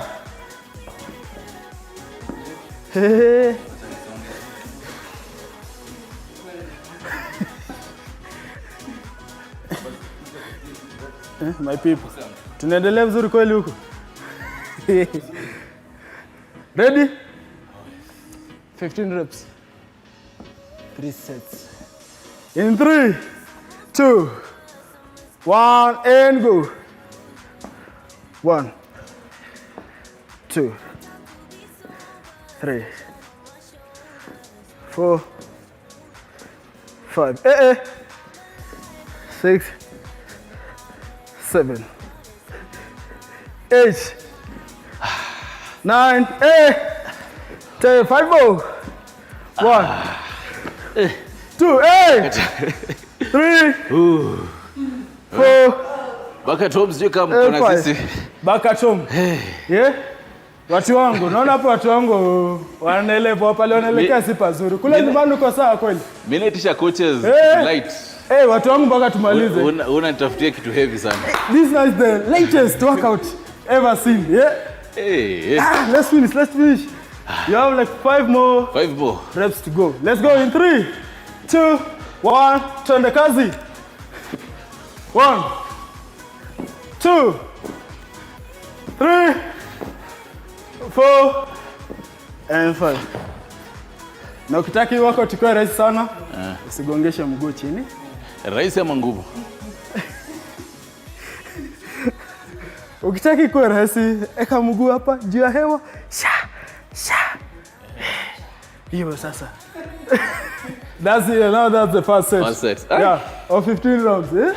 Yeah. Mimi naona two more sets to remain, my guys. Na lazima tano alafu tuna tano na rest kidogo, tano rest kidogo. Ama tutaimaliza. Yeah, tutamaliza. Sasa hiyo itakuwa unafanya mchezo sasa. Na haukubaliki kabisa. Sawa? Mko sawa? Ama sip water. Nice. Hapo sasa. Second set, my guys. Yeah. In 6, 5, 4, 3, 2, 1, and up. 1, 2, 3. Amuka juu. 4, 5, 6, 7, 8, 9, 10. 5 more. 1, 2, 3, 4. Hey, maliza bana, twende. Hizo tano. Hey, let's go. Twende kazi. Push it. Wacha tuone kama zita. In 3. Wacha tuone kazi zita. 2, 1, up. Yeah. 1. 2, 3, 4. Nice one. Yeah. Hapa sasa maneno imeanza kuchemuka. Imeanza kuwa moto sasa. Sijui baka tu kama sijui kama bado mnaendelea poa. Ama umekaa chini unatuchekelea. Yeah. Imebaki one more set. 15 rounds. Ama tuongeze watu wangu. Tupige tu 10 tu. 10 na hapana. La. Wacha ni sip water ya mwisho hata maji imeisha. Kunywa maji ya mwisho bwana. Maji imeisha sasa. Tupige hiyo alafu sasa tuanze kumalizia maneno. Hapo sasa. Haya.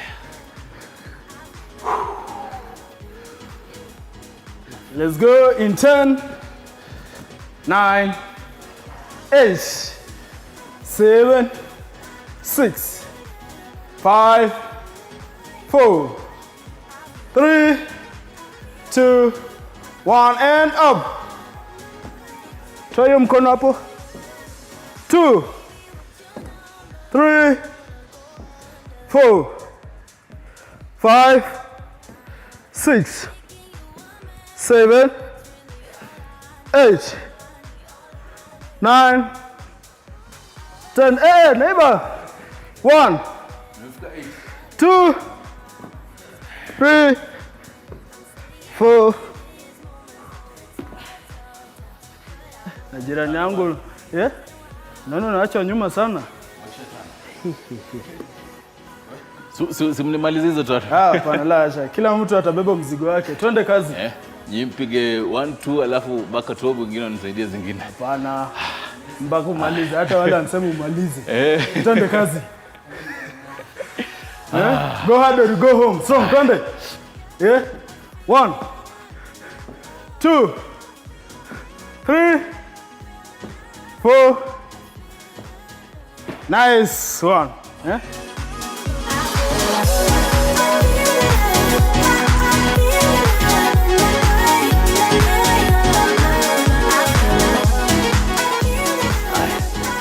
Tumepiga kitu fresh. That's about 4 workouts ama 3? 4 workouts. 4 workouts, yeah. Sawa. Pali miguu yangu imefika. Sijui kama itaendelea na zingine zenye utaniambia. Utanidanganya ati ni rahisi kumbe. Kumbe ndo zile intense. Zile intense kabisa. Na mtu baka tu yeye alichoka kabisa. Alichoka bado yako kwenye screen ama. Alikuwa anapiga kwa bedsita yake. Alikuwa anaendelea kupika nini kwa kitanda. Akaona wacha mimi nikae nicheke hao watu. Wenye wanateseka hapa. Unaonaje? Tuendelee ama tupige stretch. Tupige stretch. Alafu tumalizie. Oh yes. But I work it out once in a while. I feel love. I feel it growing every day, I feel love. Legs wide. Touch your toes. 5, 4, 3, 2, and 1. Zilete mbele. Vuta kabisa. 5, 4, 3, 2, and 1. Nice. Lie with your tummy.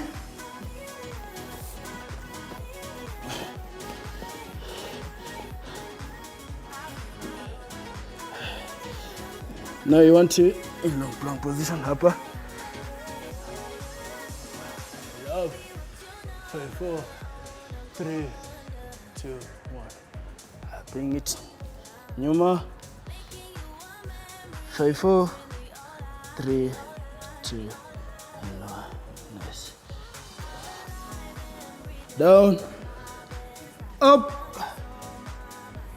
5, 4, 3, 2, 1. Chapos, hapa. 5, 4, 3, 2, and 1. Nice. Stand up.